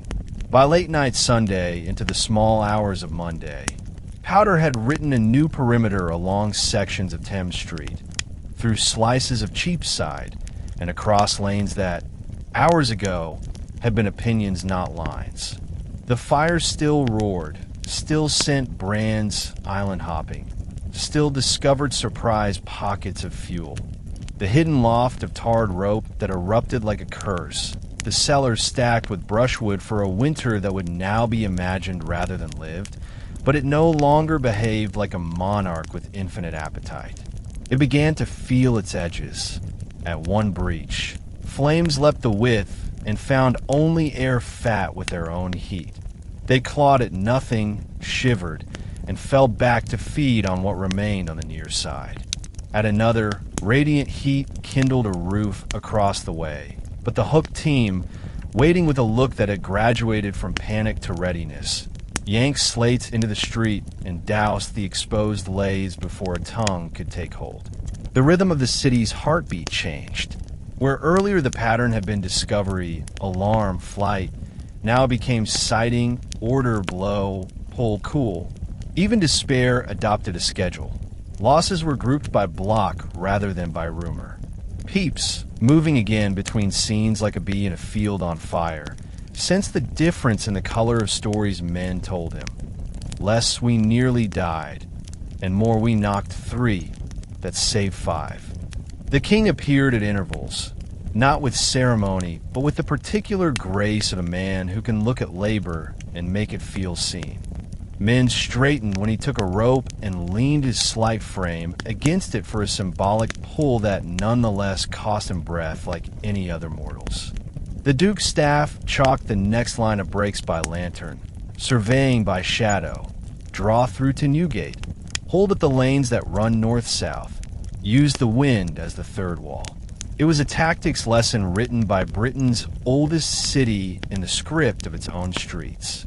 With every controlled fall, with every white cough of dust that did not end in screaming red, a certain species of hope took root. The sober kind that knows morning will still be a catalog of damage, but also knows morning will come. In the fields beyond the walls, watch fires around encampments of the just saved reflected that mood. Their flames were domestic, sized to kettles and kettles to hunger, and for the first time since the bakery door gave way, there was a sense that fire could be contained by human scale again. Even grief sat differently. A stationer, whose shop had vanished in a hush of ash, stood beside a gap and said to no one, "We will print the ordinances for the rebuilding when they are written," as if future paper stood already in a stack behind his shoulder. The turn did not yet mean victory. Monday would test every break and tempt the wind to pettiness and rage. But London, after a day of improvising courage, had found a method. Powder had taught the city the discipline of subtraction, and with it, the fire learned, reluctantly, angrily, that a metropolis could undraw itself just fast enough to live. Monday did not so much dawn as thin. The smoke that had been a ceiling all Sunday lifted just enough to make the ruins legible, and in that legibility lay a new kind of horror. Where the night before had been a single devouring spectacle, the third day revealed a country of fire, scattered provinces of heat, islands of flames standing in a gray sea of ash, each with its own wind and little climate. People who had closed their eyes in fields and churchyards woke to a geography no mapmaker could have sold anyone last week. Avenues gone, corners rounded by collapse, church towers standing like molar stumps blackened at the crowns. The gunpowder breaks cut the city into thoughts rather than paragraphs.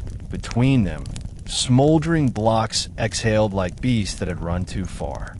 Here and there an interior went on burning privately, a house's heart consuming its ribs as if embarrassed to have survived the main feast. The soundscape changed accordingly. Not the organ roar of a single front, but a polyphony, whispering crackles, hiss where sprinkled water met red, occasional cannon notes as a trapped beam gave way, the dull clatter of tiles cascading into their own dust. Men moved slower now, not because they had lost will, but because decisions had grown more minute. On the first night you asked, which street survives? On the second you asked, where shall we blow? On the third you asked, which beam do I pull first so that the rest follows kindly? Firefighters, citizen and soldier indistinguishable under the same soot, walked like surveyors with poles and chalk, marking where a wall leaned wrong, where a cellar breathed heat through cracks and must not be stepped over, where a roof looked sound until a toe found the treachery of a charred purlin. The air itself had cooled half a temper. Long tongues retired into coals whose heat could still take skin at a foot's mistake. In that tempered breath, the city's memory began to reassemble itself in the mouths of the weary. That row there was the vintner's, someone would say, pointing at a mound of gray that still smelt tart. The lane beyond, remember the hawker with cherry pies? The ruin resisted remembering by refusing to present familiar edges. What had been right angles were now dunes and hummocks. Navigation devolved to church by church and gap by gap, a pilgrimage through negatives. Yet it was precisely the visibility of those man-made absences, the powder-crafted air corridors, that kept men from despair. You could see where the fire had stopped. You could walk in a straight line without feeling the monster angry on your neck. And that straightness, fragile and ash-choked though it was, taught the morning's lesson. The city had not ended. It had been edited brutally into something that could still be read. If Sunday had demanded the nerve to destroy, Monday demanded the patience to choose, over and over, what to attend and what to leave to burn itself out. Every crossroads became a moral board. To your left, a roof glowing like coals in a brazier, but sitting within a block already written off. To your right, a shop front only smoldering, whose back rooms opened onto a lane that, if kept cool, might resist the afternoon wind. The Duke's captains ordered priorities in a voice hoarse from smoke. Hold the brakes. Do not spin men in dead quarters. Rescue what holds a line. Let the isolated burn to ash. That last sentence scalded the ears of owners who saw their entire estate defined as isolated, but the arithmetic of survival had grown sharp. Water, men, and hours were coin, and you could not buy everything at once. Crews learned a precise cruelty. They would wet a party wall again and again, keeping its temperature below the point where lays behind plaster would kindle. They would strip slates, heave them aside in clattering avalanches, and expose hot roofs, raking embers into the street where boot heels crushed them. They would knock through interior partitions so that heat could vent into rooms already sacrificed rather than press into rooms they meant to spare. In this labor, the old tools became new instruments. Hooks were not only for pulling, they were for testing, An iron question asked of a beam. Will you hold? And the answer came a note that men learned to trust. A tight twang meant sound. A gummy pull meant treachery. Engines, which had felt like toys under the storm, now mattered again. A steady stream thrown with care onto a glowing seam could save a whole rear range. Buckets returned to their ancient dignity, wetting cloths, cooling wrists, making a margin where a second man's breath could live. The city's class lines, shamed and blurred the day before, stayed blurred. A goldsmith and a porter argued not about coin, but about angles of attack. A noble's son learned from a cooper how to read smoke colors. Brown for unseasoned wood, blue for oils, white for steam. And make a call about where to spend the next 5 minutes. Every saved object felt like a prophecy. A parish clerk rescued a bundle of baptism registers and was told, gently, to carry them to the fields and leave the cooling to those whose hands were free. He balked until someone set him the truer work. Write the names of those who labor here, that tomorrow they may be called upon in order and paid. Even grief got a task. A widow stood by a house that could not be saved and became the voice calling back whenever timbers ticked or a wall leaned. People thanked her every time their bodies obeyed her tone. And when, mid-morning, the wind teased toward mischief, the city practiced saying no to heroism in the wrong place.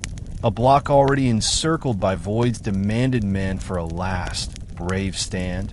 The captains refused, and their refusal saved 100 yards farther west. Hard choices did not end suffering. They made it yield interest in the form of surviving streets. By noon, the third day set its exam. The same east wind that had driven Sunday's horror returned in fits, puckish now, gusting without rhythm, probing the new-made gaps as if to find whether men had built them with conviction or only with luck. Brands lifted and traveled farther again, and for an hour the ash fields sprouted sudden orange flowers on their edges. Cries rose, there, the roof behind the break, and teams pivoted as if called by a fife. What had been a slow, deliberate morning turned brisk. Ladders on shoulders, engines trundled, powder kegs rolled a little faster, though with a new restraint born of experience. No gratuitous blasts, only the necessary ones, and charge set deeper now that walls had cooled enough to behave honestly. The fire's intelligence, which had felt monstrous and unitary, fractured into a set of clever trespasses. A gutter with trapped leaves smoldered for an hour and then flamed like a fuse toward a dormer. A beam that looked cold still held heat in its marrow, and, when a draft found it, breathed back into life. A pile of rescued goods left too close to a warm wall began to smoke and had to be hauled into the street and doused while the owner sobbed into his own scorched bedding. This was the hour of near misses, of corrections caught in the beat between intake and exhale. And yet, for all the mischief, the line held. Not just the physical breaks, but the human ones. The discipline to refuse pursuit into dead zones. The patience to tend a sweating wall with bucket after bucket, instead of running to the drama 2 streets away. The shared language that had formed between soldiers and citizens, so that a gesture at a cornice meant 2 men fetched hooks without words. A subtle victory announced itself in negative. Fewer screams traveled far. Commands and replies stayed local. The theater of catastrophe shrank from epic to scene, and then, in places, to something like a strong argument conducted in a single room. News spread that St. Paul's was a ruin entire. The tale landed dully, like a blow already absorbed in rumor, and work did not pause. Even the king's next visit passed without the earlier ripple of awe. Men nodded and kept to their timings. Toward late afternoon the wind, petulant at not finding purchase, slackened as if bored with its own cruelty. Smoke lifted in high strata, and the sun, an insulted red coin all weekend, blinked through in sallow light that made the ruins look older than they were, as if Rome's 7 hills had been compacted into 3 days and set upon the city. In that chalky glow, the captains drew their evening's plan: hold the Cheapside line, break through to Newgate by dusk so that the prison's hell does not add itself to the cities, watch the river stairs at low tide when stranded timbers can pivot into trouble, keep the field supplied with water and order, send for fresh men from the suburbs who have slept. The commands sounded like habit, and habit, as much as powder, pumps, and the sullen grace of a wind that finally turned lazy, was the city's salvation. London had learned to hold, not to triumph. Only fools spoke of triumph where half a capital smoldered, but to stand at the edge of its injury and say, "No farther today."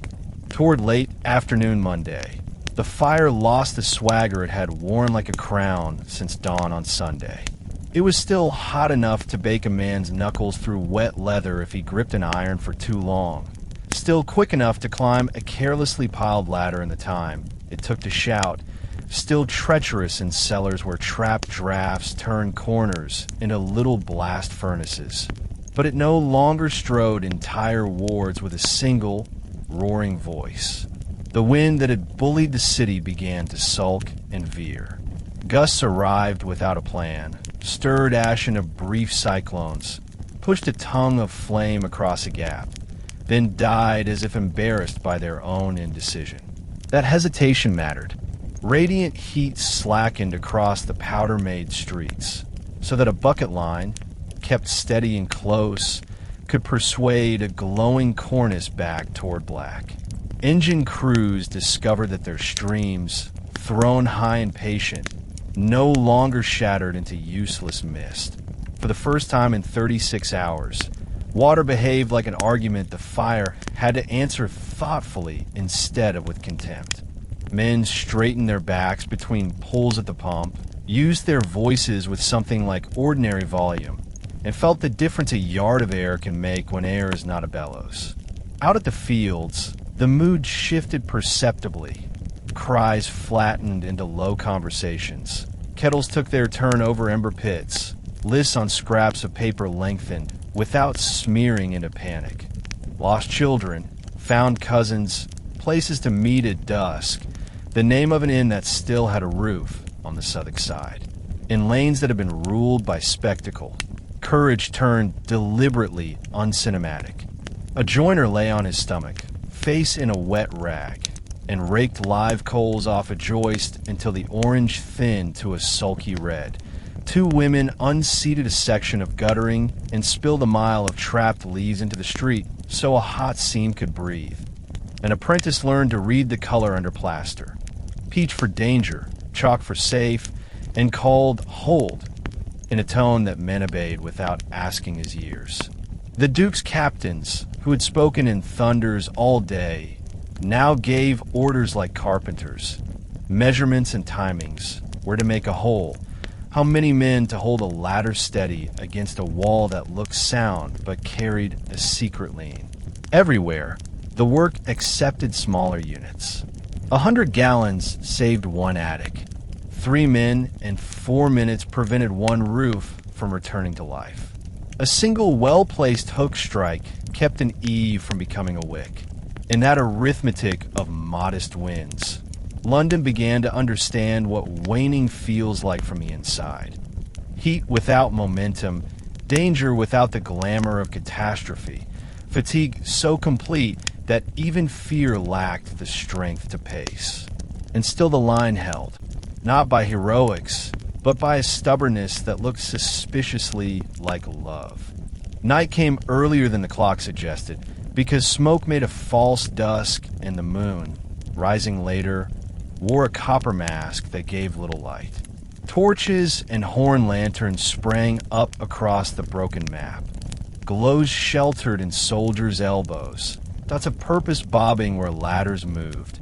A slow procession of points along the river stairs where the last boats of the day shouldered through littered tide. The city's defense took on the order of siege camp. Watches were set at each firebreak, 2 squads on, one in reserve, one asleep if sleep consented. Men who had labored since Saturday were finally pulled back by officers with the ruthlessness of care. You sleep. That is an order. A man on his legs at dawn is worth 3 men ruined now. They lay wherever ground was available. Church porches, door stoops that no longer had houses attached to them. The wagons that had served as moving fortresses all day and achieved the kind of sleep that is not a bargain with comfort, but a truce with collapse. Those who stood to the line worked by a new creed. Nothing heroic, nothing wasteful, nothing that could be undone by pride. They tested every roof before stepping off the ladder, kept ropes tight at angles that had been measured by eye and were strangely precise in ration powder.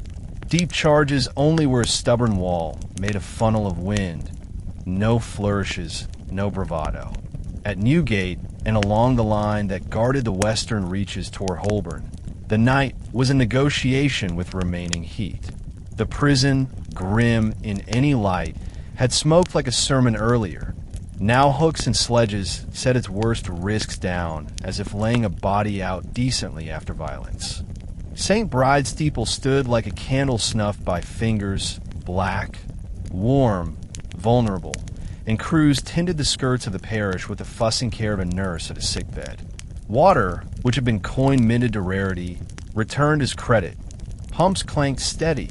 Chains of buckets wrapped corners and came back full often enough that mouths could be rinsed without guilt. From time to time the fire tried a question. An ember rolled under a shutter here. A beam in an apparently dead house exhaled spark there, and each time the answer was swift, local, relentless. Lift, rake, douse, watch, repeat. Women kept the lines fed with bread that tasted of smoke and onions that tasted of salt. A tinker repaired a broken pump handle by the light of a lantern placed under his own shirt to guard the flame. A surgeon in a field tent-poured vinegar over a burn and told his patient the truth. You will keep the hand if you rest. Knowing rest was another currency in deficit. The city's economy redefined itself. Strength, water, time, attention. Gold had weight, but no leverage here. A barrow without a man fit to push it was a sculpture, and a charge set an inch wrong could spend a half hour of buckets to correct what 5 minutes of careful placement would have saved. In that economy, London grew thrifty and shrewd. The night was long, the kind that swallows thinking and makes work its own doctrine. But when the moon climbed to a healthier pallor and the eastern sky hinted at iron instead of black, the balance sheet, for the first time, did not read loss without term. It read hold. Just before dawn Tuesday, a sound London had not heard since the bakery door rattled on its hinges returned. Quiet that was not fear holding its breath, but fatigue opening a hand. It was not absolute. Embers still ticked, small collapses still sighed like exhausted lungs. Engines still thumped, and somewhere a dog barked at a glow it could not interpret, but the roar was gone. The city heard itself, as if from a distance, and discovered that silence has a shape. It lay along the breaks like a road newly cut. It pooled in churchyards where stones sweated and grass smoked at the edges. It hovered over the river, where the water took back the job of being mirror instead of accomplice. Men and women who had promised God loudly on Sunday spoke to him softly now, if at all. The prayers were fewer bargains and more recognitions. Thanks for a child asleep on a folded cloak, for a husband with soot in the hollows of his eyes who could still raise both arms, for a street name that still meant a place rather than an ash-colored idea.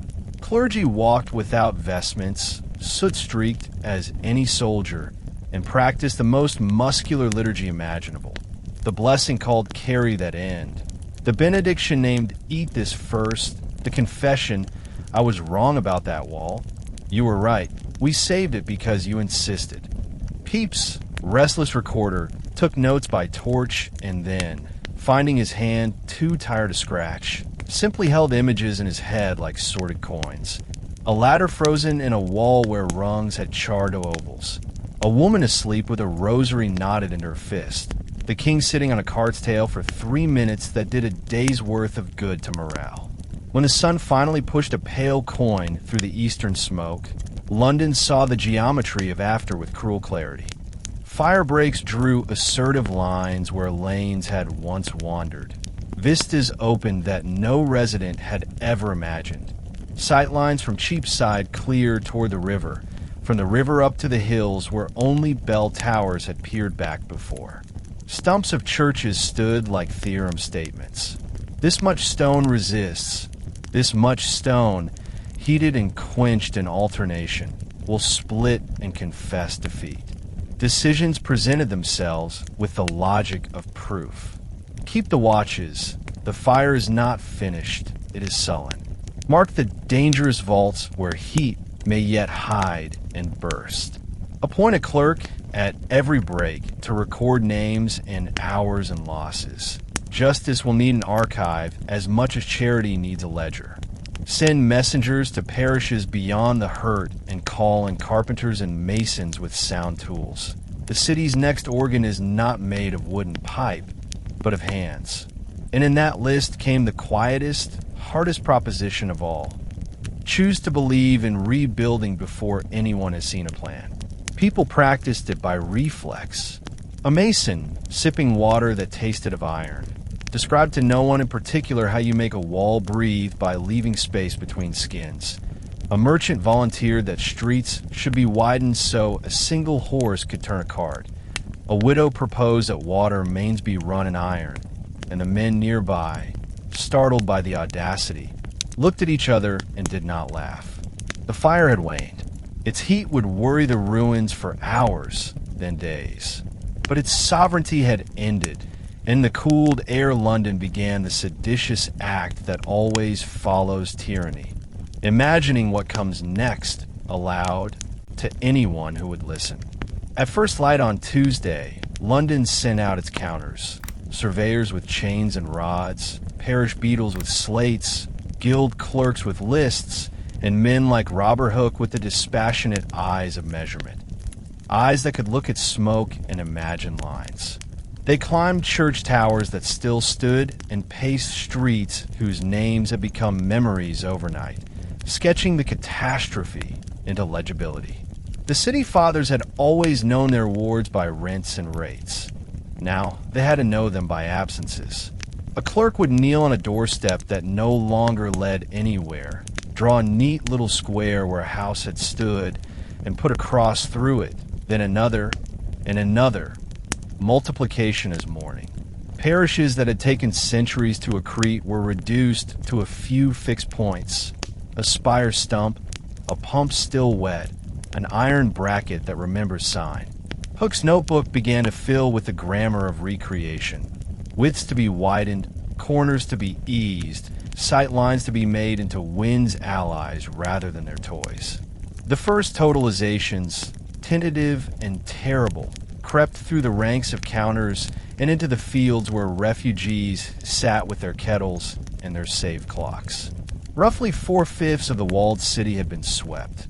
Whole markets, Cheapside, Newgate, the Poultry, were ash and angle. The numbers hardened as the soot settled.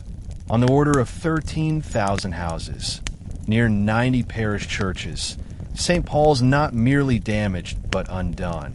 The Royal Exchange a memory of arches in air.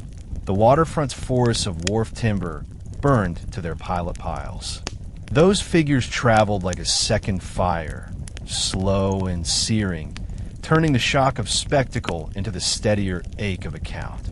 Yet counting buildings proved, perversely, easier than counting everything else. How do you tally the contents of vanished rooms? The marriage beds, the chests of linen inherited and re-hemmed across 3 generations, the tools whose halves had remembered the heat of a single hand for 20 years. How do you place on a list the doorways whose thresholds had learned the exact timing of a child's return from apprenticeship? The surveyors, honest men, did not pretend to. They measured what could be measured, frontage, depth, angle, soundness, and left space on their pages where the rest would have to live by implication. The map that emerged looked at once ruinous and promising. Ruinous because the black polygon of damage was vast. Promising because, for the first time, London presented itself as a clean sheet in places that had been too tangled to imagine differently. What had been an inherited geometry of medieval happenstance could now, in theory, become a planned artifact. But that promise was an affront to the present tense. When a clerk drew an elegant future line across a wasteland, a woman standing beside him could not help noticing that the line ran where her kitchen had been. So the counters learned to narrate while they measured, to say, "Here we will leave a breathing space," in tones that held grief gently, to explain that streets that had once pinched flame would be taught to let wind pass and heat escape. Counting was not only arithmetic, it was diplomacy with the traumatized, drawing numbers that could be looked at without feeling betrayed by digits. If the city could count walls, it struggled to count the homeless. Estimates ran in murmurs across Moorfields and Finsbury, down into Southwark's yards. 70, 80,000 souls unroofed, the mass of London's beating heart set to throb in canvas and under sky. Families who had never slept a night beyond their parish boundaries became nomads for a week, then for a month, then for as long as it took brick and law to cooperate. Bakers' wives who knew each neighbor's appetite now learned to feed lines of strangers with ladles. Brewers' carts became soup kitchens. Guilds opened their treasuries and discovered that charity has a speed faster than committee. The king's almoners walked the camps with purses that emptied too quickly and were refilled by promises that a new tax would make good. Prices jumped and softened like anxious birds. Bred deer in one field, affordable 2 hedgerows away where a noble woman, shocked into humility, underwrote a day's loaves. Rent suspended in theory and in practice, negotiated in tense low voices that understood both need and leverage. And inside this humming economy of relief, the quieter costs multiplied. Apprenticeships snapped like kiln-dried laths. The master's shop gone. The master himself, alive but ruined. The indenture a blackened scrap in a parish chest that now lay under rubble. Apprentices thus half-made drifted to the margins of order, some into honest labor where any pair of hands would do, some into shadow trades that sprout wherever the state blinks. Women's work, already undercounted in good years, shouldered new loads with no ledger to record them, queuing for water while men hauled timbers, nursing burns, inventing childcare exchanges in the camps, stitching tents from sailcloth, becoming quartermasters of family survival. Old people went missing without headlines. They lay down in the wrong patch of smoke and did not get up, or they chose to linger too near the old street where a last smoldering cellar chose them back. These deaths seldom entered the books the way a collapsed tower would. They diluted into the city's blood like salt. A midwife sat with a laboring mother in a ditch because there was privacy there. The child took its first breath in air that tasted of ash and bred both. Birth and death went on, indifferent to theory. The city's foreign poor, French Huguenots, Dutch artisans, Jews under official toleration and unofficial suspicion, felt the heat of rumor licking at their heels as surely as any flame. A man's accent could cost him a night's safety. A woman's kerchief in the wrong style could invite a shove. The authorities hunted scapegoats because fear loves a culprit, but even as whispering campaigns advanced, the better angels of policy began to form. Keep order first, protect strangers from mobs, forbid private vengeance while public reckoning grew its instruments. Children absorbed the disaster as children do, ferociously present. They learned to recognize the hiss of a fresh danger. They learned the new geography of the fields by the smell of this camp's stew versus that camp's. They learned to turn loss into games because play is how the brain rehearses hope. And through it all, the city's soul performed an unrecorded labor, reimagining itself as a place whose people could fit, however uncomfortably, into a smaller, rougher life for a season without becoming smaller people.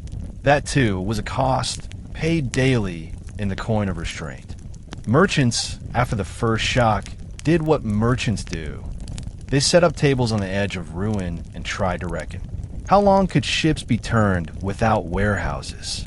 What would customs receipts look like with the keys to charnel pilings? Which debts would be forgiven as acts of God, and which would calcify in lawsuits? The Lord Mayor's officers issued orders suspending the harshest enforcements. Sheriffs made a virtue of patience. Bankers, some with vaults singed but coin intact, whispered that London's credit, its true invisible cathedral, must not fall with St. Paul's. Temporary markets bloomed in Smithfield and under the open skies where lanes had been. Beef on spits, bolts of cloth rescued and sold at discount, tools made yesterday and selling today with ash still in their teeth. The state did its arithmetic in drafts and proclamations. Remit hearth taxes for the burned. Promise compensation for houses pulled by order. Levy duties tomorrow to fund the compassion that had been spent today. But money was only the most measurable of the costs, and therefore the least complete. The unpriced ledger filled faster. Guild halls, repositories, not only of oak tables and painted arms, but of customs and ceremonies, stood in shells. The songs apprentices sang at Candlemas had no roofs to echo from. Parishes whose bells had discipled time could not tell noon from 3 except by the angle of smoke. Streets that had been sentences in the language of a life. I'll meet you by the ironmongers on Friday, as we did when father was alive, lost their nouns. Memory had to relearn its prepositions, not in, by, under, behind, but across from where, near the new break, 2 doors down from the stump of St. Michael's. And there were the private museums, now gone, a shelf of pebbles from a courtship walk, a painted plate given when a daughter left for marriage, the ribbon from a May Day pole, the small, ungainly stool a son had made at 12. No proclamation could restore those, no insurance, where it existed, had a clause for the exact timbre of family's laughter in a certain room at 6 in the evening in winter. Even the air had a balance sheet. 4 days it had been a solvent for the city's past, lifting, carrying, and depositing the dust of lives. Lungs paid the interest. Surgeons saw burns, yes, but also throats raw as if from weeping without tears. Trees at parish margins showed leaves singed into lace. Gardens turned gray, then, tenderly, green at their roots. Commerce would revive. London's will made that almost certain. The river would remember the habit of shipping. Quays would reboard. Ledgers would take ink again. But before money could declare victory, meaning how to find a foothold, people did that work instinctively. Someone planted a salvaged rosebush in the edge of a break to mark a corner. Someone chalked a child's name on a stone with an arrow pointing to the camp, where he could be found at dusk. Someone nailed a scrap of plank to a pole and wrote, in a careful hand, the old street's name, not as a claim, but as a promise to memory. Counting the cost, finally, men admitting that the reckoning would never be final. It would spill forward into courts and churches, into designs and refusals, into a city that would insist on being both older and newer than itself. And as rumors gathered about causes, carelessness, foreigners, plots, Providence's rod, the counters closed their books for the day, knowing that numbers alone could not quiet that storm. The next labor would not be addition, but judgment. When a city stops burning, it starts explaining. Before the ash settled, talk rose, raw, certain, hungry for a culprit. Londoners had watched 1,000 accidents in small. Chimneys uncapped, hearths embanked, tallow spattering into straw, and knew in their bones that chance can raise a lane. But the scale of these ruins repelled chance the way a wounded man repels a jest. People wanted intention, an enemy to name. In the camps at Moorfields and along the Southwark Yards, the air swarmed with stories that had no author and many editors. A Frenchman was seen with balls of wildfire in his sleeves. A Dutch woman had been caught scattering blue powder. Jesuits were rumored to carry vials that made sparks behave like bees. Each rumor rode the wind of recent wars and old hatreds. Traders from the Low Countries, who yesterday had been woven into London's wealth, found themselves questioned in tones that made the river feel colder than it was. Huguenot refugees who had fled Catholic fires at home now flinched at Protestant hands reaching for their collars.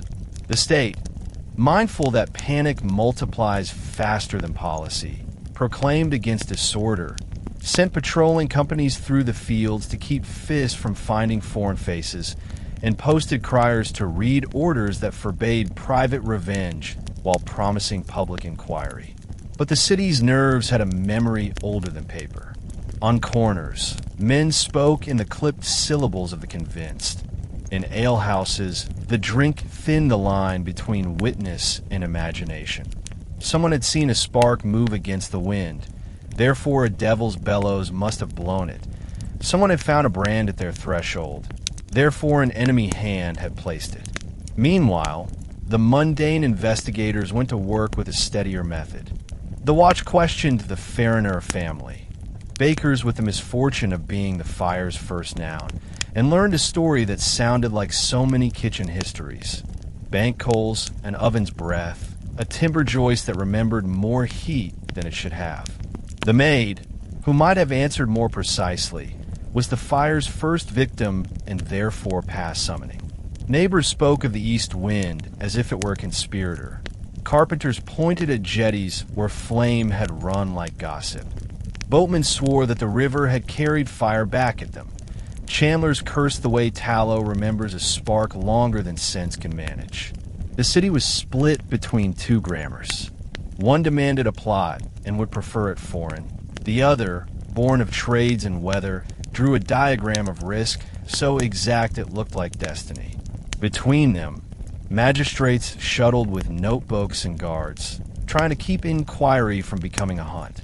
Into this charged atmosphere limped a frail young man whose name would prove memorable for the wrong reason. Robert Hubert, a French watchmaker, or so he called himself, arrived late to the disaster by way of a Swedish ship with a story that changed as often as his interrogator's eyebrows rose. At first he claimed to have thrown a fireball in Westminster. Told that Westminster had not burned, he revised the scene. Pudding Lane then, at the baker's, told that access and timing made that unlikely. He expanded the plot to include unnamed accomplices and a device that sounded like something chemists invent to embarrass themselves. He was, by every practical measure, a poor witness, uncertain in dates, incorrect in detail, physically incapable, some said crippled, to the degree that climbing a baker's stairs at midnight would have been a feat, yet his confession fit the city's aching need, and officialdom, impatient to retire the scandal of ignorance, accepted it where it should have been embarrassed by it. The Fariners insisted their doors had been shut, their house secured. Witnesses placed Hubert on the river long after the first blaze. Shipmates contradicted his times. No matter. A Catholic conspiracy made elegant sense to a public that had survived the powder plot's aftershocks and sat under a sky where the monument site to be would one day teach children to blame papists by reading stone. Courts worked their grim liturgy, indictment, testimony with the polish of fear, a jury pulled by sentiment like iron by a magnet. At Tyburn, the machinery of certainty took its due. Hubert died amid jeers and prayers, his body paying for the city's right to say it had found a cause. In the years that followed, cooler minds compiled the contradictions and laid them side by side until they described an absence rather than a case. The House of Commons committee would later lean into practicality, an accident abetted by timber, wind, and drought, magnified by bad geometry and worse hesitation. But verdicts issued after coffins close are faint instruments for guiding behavior. Hubert's execution became a cautionary tale twice over, a lesson in how a metropolis vents its terror upon the nearest available confession, and a reminder that the law, which prides itself on proof, sometimes confuses narrative satisfaction with truth. Pepys, who loved detail too much to marry it to faction, noted the talk with that mixture of appetite and shame his diary keeps so well. Evelyn, sterner in piety, recorded the moral fever as if it were another kind of plague. The catastrophe had bred its own theater, and the role of villain had been cast before the audition was worthy. As London exchanged tents for makeshift rooms and makeshift rooms for walls, the argument about cause migrated from campfires to committees and from alehouse tables to pulpits. Sermons offer the language tragedy always tempts. The city burned because it sinned. On Sundays at the playhouse, in weekdays at the exchange, in every lane where profit trimmed honesty's edge. Providence had not merely permitted, it had spoken. Congregations, chastened and newly tender, listen hard, and in some hearts that sentence landed as medicine. But others, craftsmen with singed hands, surveyors with ash in the hems of their coats, members of the Royal Society who had trained their eyes on nature's regularities, answered in a different key. They pointed at the drought that had turned beams to tinder, at the week-long wind that had blown straight as doctrine and then swirled like temptation, at streets that put houses cheek by jowl and thrust upper stories in a mutual embrace, as if designing a ladder for flame. Hooke, who could look at chaos through a lens and find law, walked the ruins noting how heat had cracked stone quenched too quickly, how tarred rope took a spark faster than oak absorbed one, how a scaffold, fitted for repair, had made St. Paul's a torch. The Commons Committee gathered testimony that read like a syllabus in urban physics. Water too distant from need, engines too few, parishes proud of their own kit rather than coordinated in a city's defense.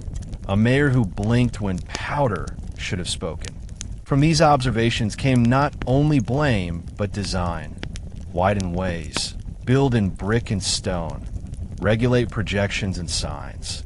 Keep stores of pitch and spirit out of lanes where houses browse one another's thatch with their eaves. Even theology found a way to share the bench. Providence had warned, yes, but by the mouth of consequence, which speaks in the grammar of cause. The politics of the verdict would remain noisy. In a later decade, under pressure of new panics, a hateful inscription would be carved into the monument, laying the ruin at Papist feet, a stone rumor that would survive generations before being effaced. But in the near term, practice did more than opinion. The Crown signaled it would underwrite demolition by lawful order next time. The city promised a fire court to disentangle property swiftly so rebuilding could set brick without drowning in lawsuits.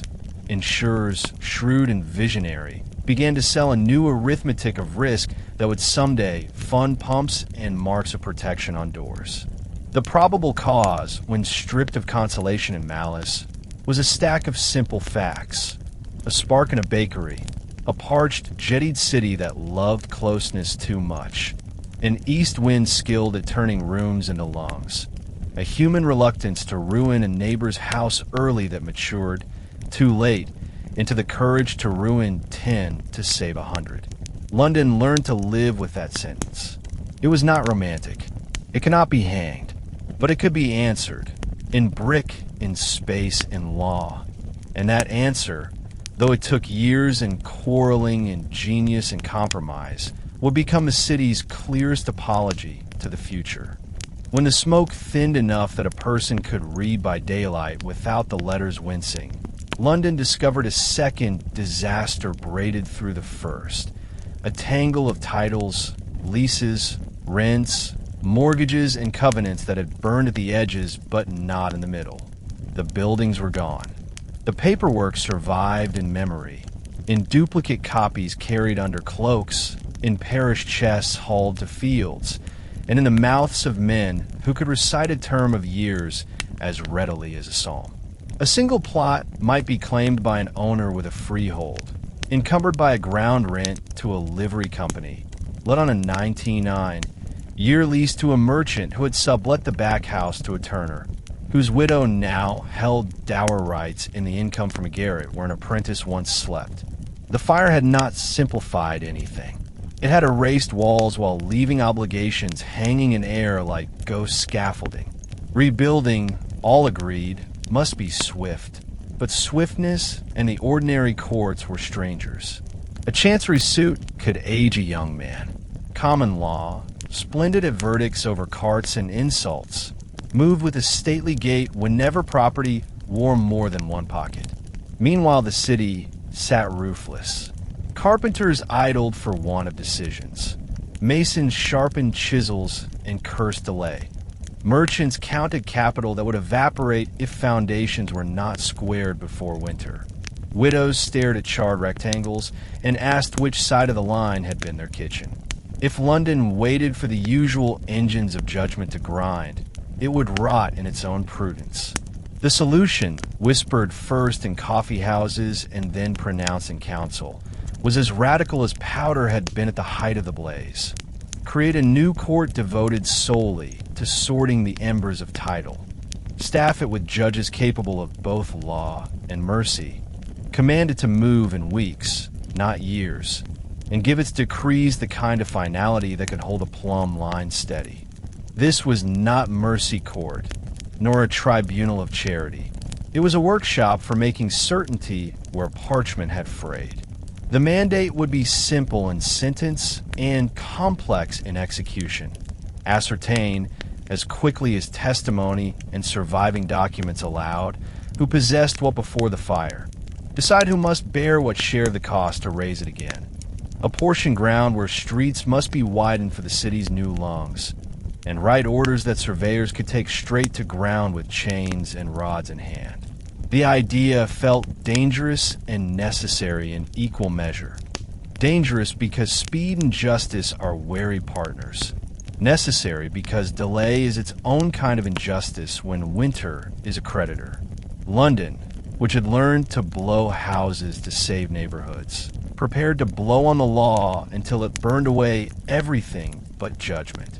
The room chosen for these hearings, sometimes a guild hall still smelling of smoke under fresh lime wash, sometimes a borrowed chamber where tapestries hid walled-up heat, filled each morning with a congregation that would have looked odd anywhere but here. Aldermen with ash still in cuffs, clerks bearing bundles tied in blue ribbon, surveyors with rolled plats, and the smug fatigue of men who had walked more miles of ruin than any soul should, widows in black. Masters in sober brown, too. Apprentices sharing a stool and the last apple between them. And at the front, judges whose faces had learned to listen for both law and the sound of life makes when it is being put back onto its feet. Proceedings began with declarations. Names, parishes, the manner in which the property had been held before the 2nd of September, the presence or loss of deeds. Burnt, my lord, but the copy kept by our company stands. Oaths were taken in voices that shook from grief rather than fear. Then came the part that made this tribunal unlike any other. The map came out. Hooke or a fellow surveyor would lay a plan on the table, hold corners flat with inkstands, and show the court not only what had been, but what must now be. Here, a street widened from 12 feet to 20 so that engines might pass. There, an alley straightened to give the wind a corridor less fit to trap heat. A churchyard boundary nudged a square corner. A whole run of house fronts set back a uniform fathom so fire could not lick jetties like sugar. The law, which often treats land as if it were an abstraction written in Latin, here addressed ground in English. Lines, distances, frontages, the honest tyranny of scale.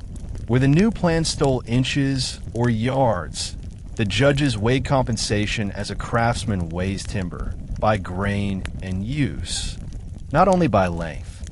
A landlord who had taken fat rents for a warren that had burned like a basket might find his ground clipped by public necessity.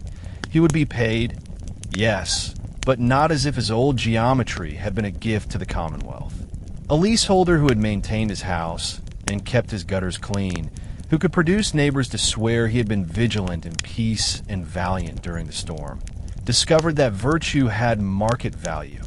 Terms extended, new building encouraged, disputes with avaricious overlords trimmed like wick.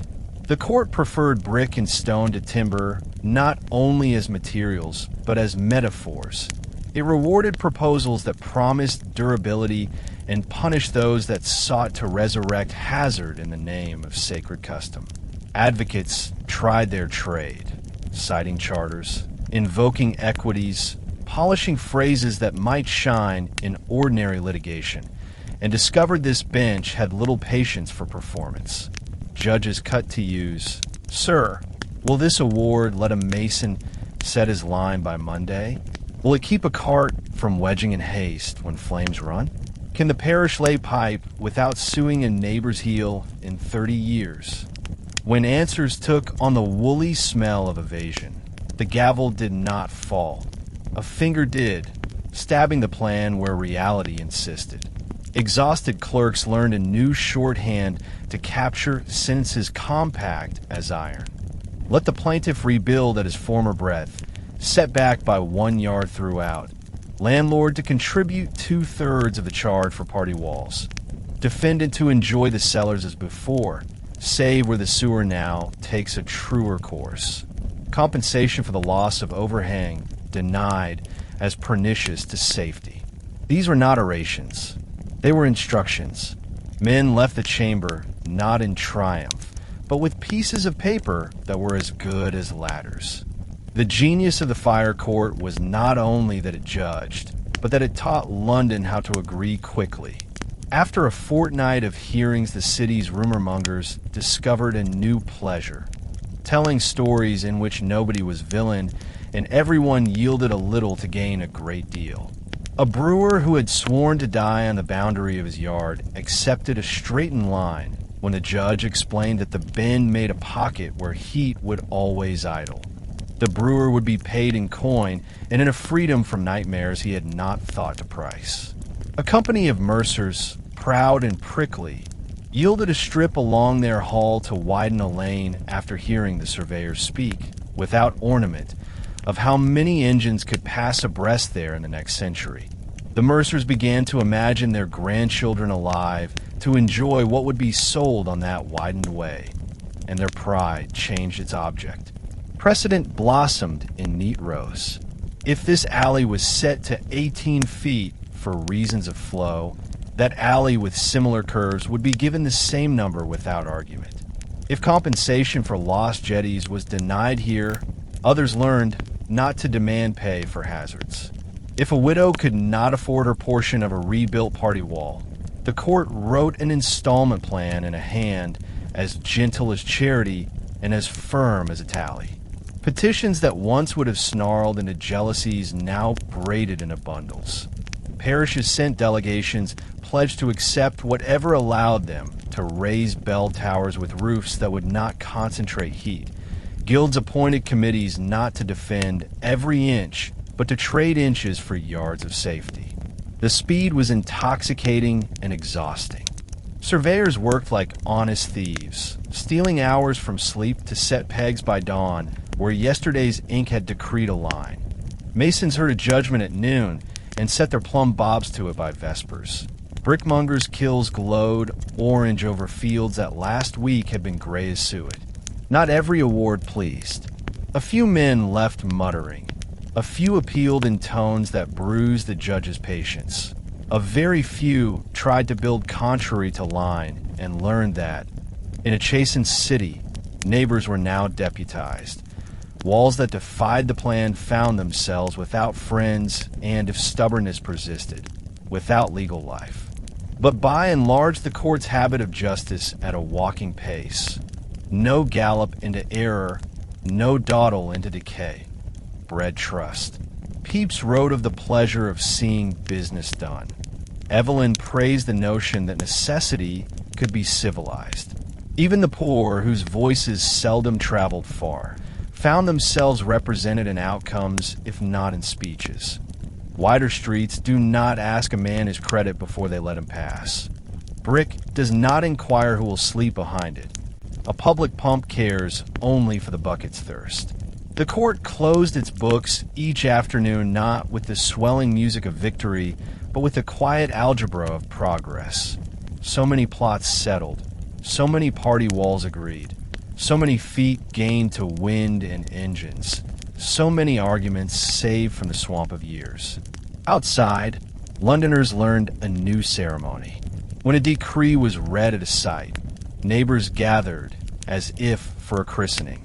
A stake went in the ground, a line was snapped, and you could see heads tilt with that collective nod a city makes when a future has been granted a coordinate. It is a tender miracle to watch law turn into masonry. The fire court made that miracle common.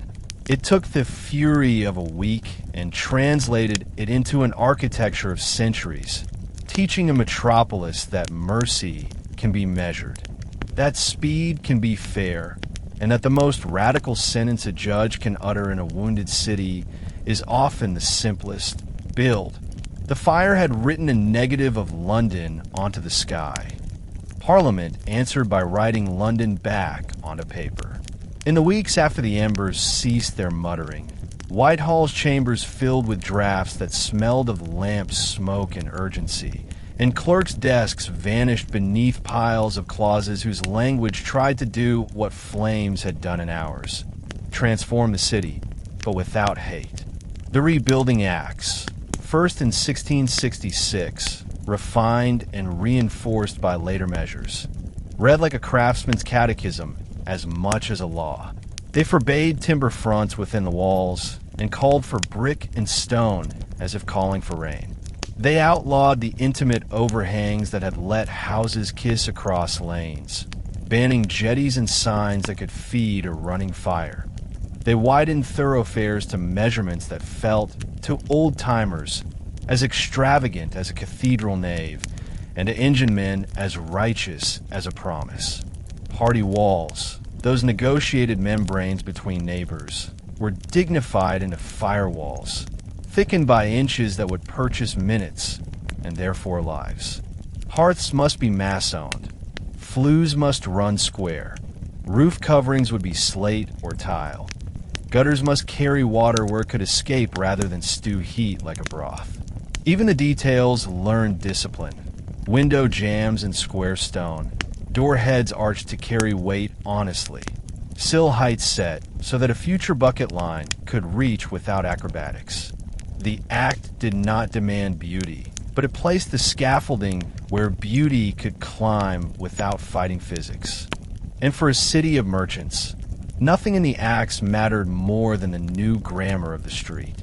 Cheapside, Cornhill, Fleet, names that once meant bustle and coils, were straightened into statements that a horse could read without stumbling.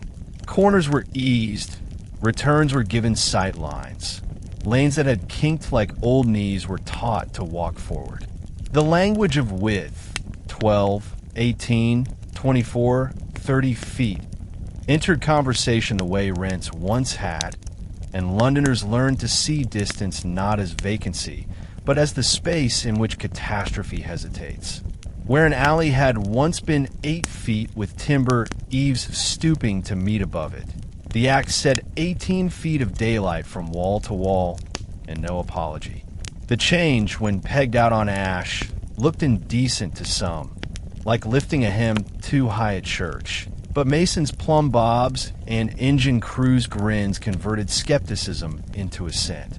The laws even thought about corners at roof height. Parapets must rise above the eaves to check flame. Roof pitches must not greedily overhang a neighbor. The city, which had adored its own improvisations for centuries, submitted to a first lesson in uniformity that did not smell of tyranny, but of good sense. Funding, always the stone no law can lift by rhetoric alone, took on new shapes. A duty on coal landing at the port turned each cargo of black into a tithe for red brick. The town's appetite for warmth now purchased walls that would not so easily share it with the sky.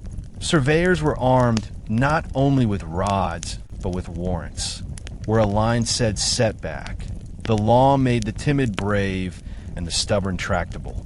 And if anyone doubted whether Parliament meant to press paper into ground, the presence of the fire court's quick justice beside the act's slow grammar convinced them. Titles would be untangled, lines would be drawn, and where men balked, the weight of statute landed like a mason's mallet, hard, square, and with a sound that meant work could begin tomorrow. Legislators, advised by surveyors and soot-schooled captains, committed a radical courtesy to the future. They specified not only materials and widths, but types of dwellings, for ranks whose very proportions taught a city how to burn slowly, if at all. First-rate houses, palaces of the merchants and grandees, would rise along the grander ways in hewn stone and best brick, their fronts disciplined by orders that kept windows in an honest grid and pushed chimneys inward so that stacks would not stride across party lines in combustible arrogance. Second and third rates, the respectable bellies of the city's housing, kept the same masonry virtues at more modest depths and heights. Fourth rate, narrower, meaner in purse but not in discipline, were still to be built of brick and guarded by walls that recognized a flame as an adversary, not a neighbor. Overhangs were gone. Timber galleries consigned to memory. Staircases pulled inward so that a fire could not climb a facade like ivy. The politics behind these proportions was not merely aesthetic. The axe taught equity by standard. A poor man would not be left to timber because he was poor. Brick was not an ornament. It was a right, enforced by inspection and backed by penalties that bit harder than sermons. If a builder tried to smuggle old habits into new plots, jutting signs, crooked passages, the lazy reuse of charred frames, the ward's viewers could halt the work and demand corrections before any roof met sky. The scaffold became a courtroom, the plumb line an argument, the trowel a verdict. And because the plan insisted on setbacks and alignments along whole runs, neighbors who had once sworn to defend every inch of ancestral caprice found themselves agreeing to fronts in one plane. An urban music of cornice and pier that quieted the fussy individualism of the jettied past. Behind these facades, the axe legislated fire by inches. Party walls of prescribed thickness rose above the roofline as parapets, their brick lips interrupting the oldest conspiracy in London, the tacit agreement between adjacent eaves to share sparks. Hearth backs thickened. Trimmers and joists could not be let into flues. Carpentry kept its distance from heat with the suspicion of a man once burned. Even the thickness of timber received numbers as if baptized, scantling lists that made a house more than a builder's whim. Floors gained strength. Stair treads learned uniform rise and going. Landings sat at intervals that allowed the encumbered to turn, a small mercy legislated by men who had watched families wrestling chests down ladder-like stairs that betrayed their feet in the smoke. Proportion, once the province of guild secrets and ambitious gentlemen with Vitruvius in translation, became municipal. Street sections were drawn like cross rhythms, carriageway, footway, cellar grates under ruled protection, and the city learned to see its own body in profile. Where the axe dictated brick bond and window spacing, beauty followed as a loyal lieutenant. A run of plain, well-made fronts opened a theater in which detail could speak quietly. Rubbed brick arches over openings. Stone keystones that smiled as if pleased with their new authority. Door cases with pilasters that promised a threshold kept with care. Law had made a floor on which taste could dance without ever stepping in a hazard. In a capital that had once measured greatness by density, this new politeness of space and proportion announced another measure: breadth as prosperity, restraint as confidence, uniformity as a guarantee that the next century would not inherit our terrors. Laws without ladders are wishes. London put its axe on scaffolds with a ferocity that surprised even optimists. Inspectors, viewers in the city's language, became a new species of civic muscle. They walked with rods and notebooks, yes, but also with the authority to interrupt a wall mid-rise and demand it be taken down to the sill if it lied about its bond or flirted with timber too near a flue. Builders grumbled. Brick is dear. Lime must set at its own pace. Deadlines and frost are enemies. But the cold duty's slow river of money kept kills firing along the Lea and up the Thames, and barges nosed into rebuilt quays with holds stacked in red. The very color of the new London soaked into memory.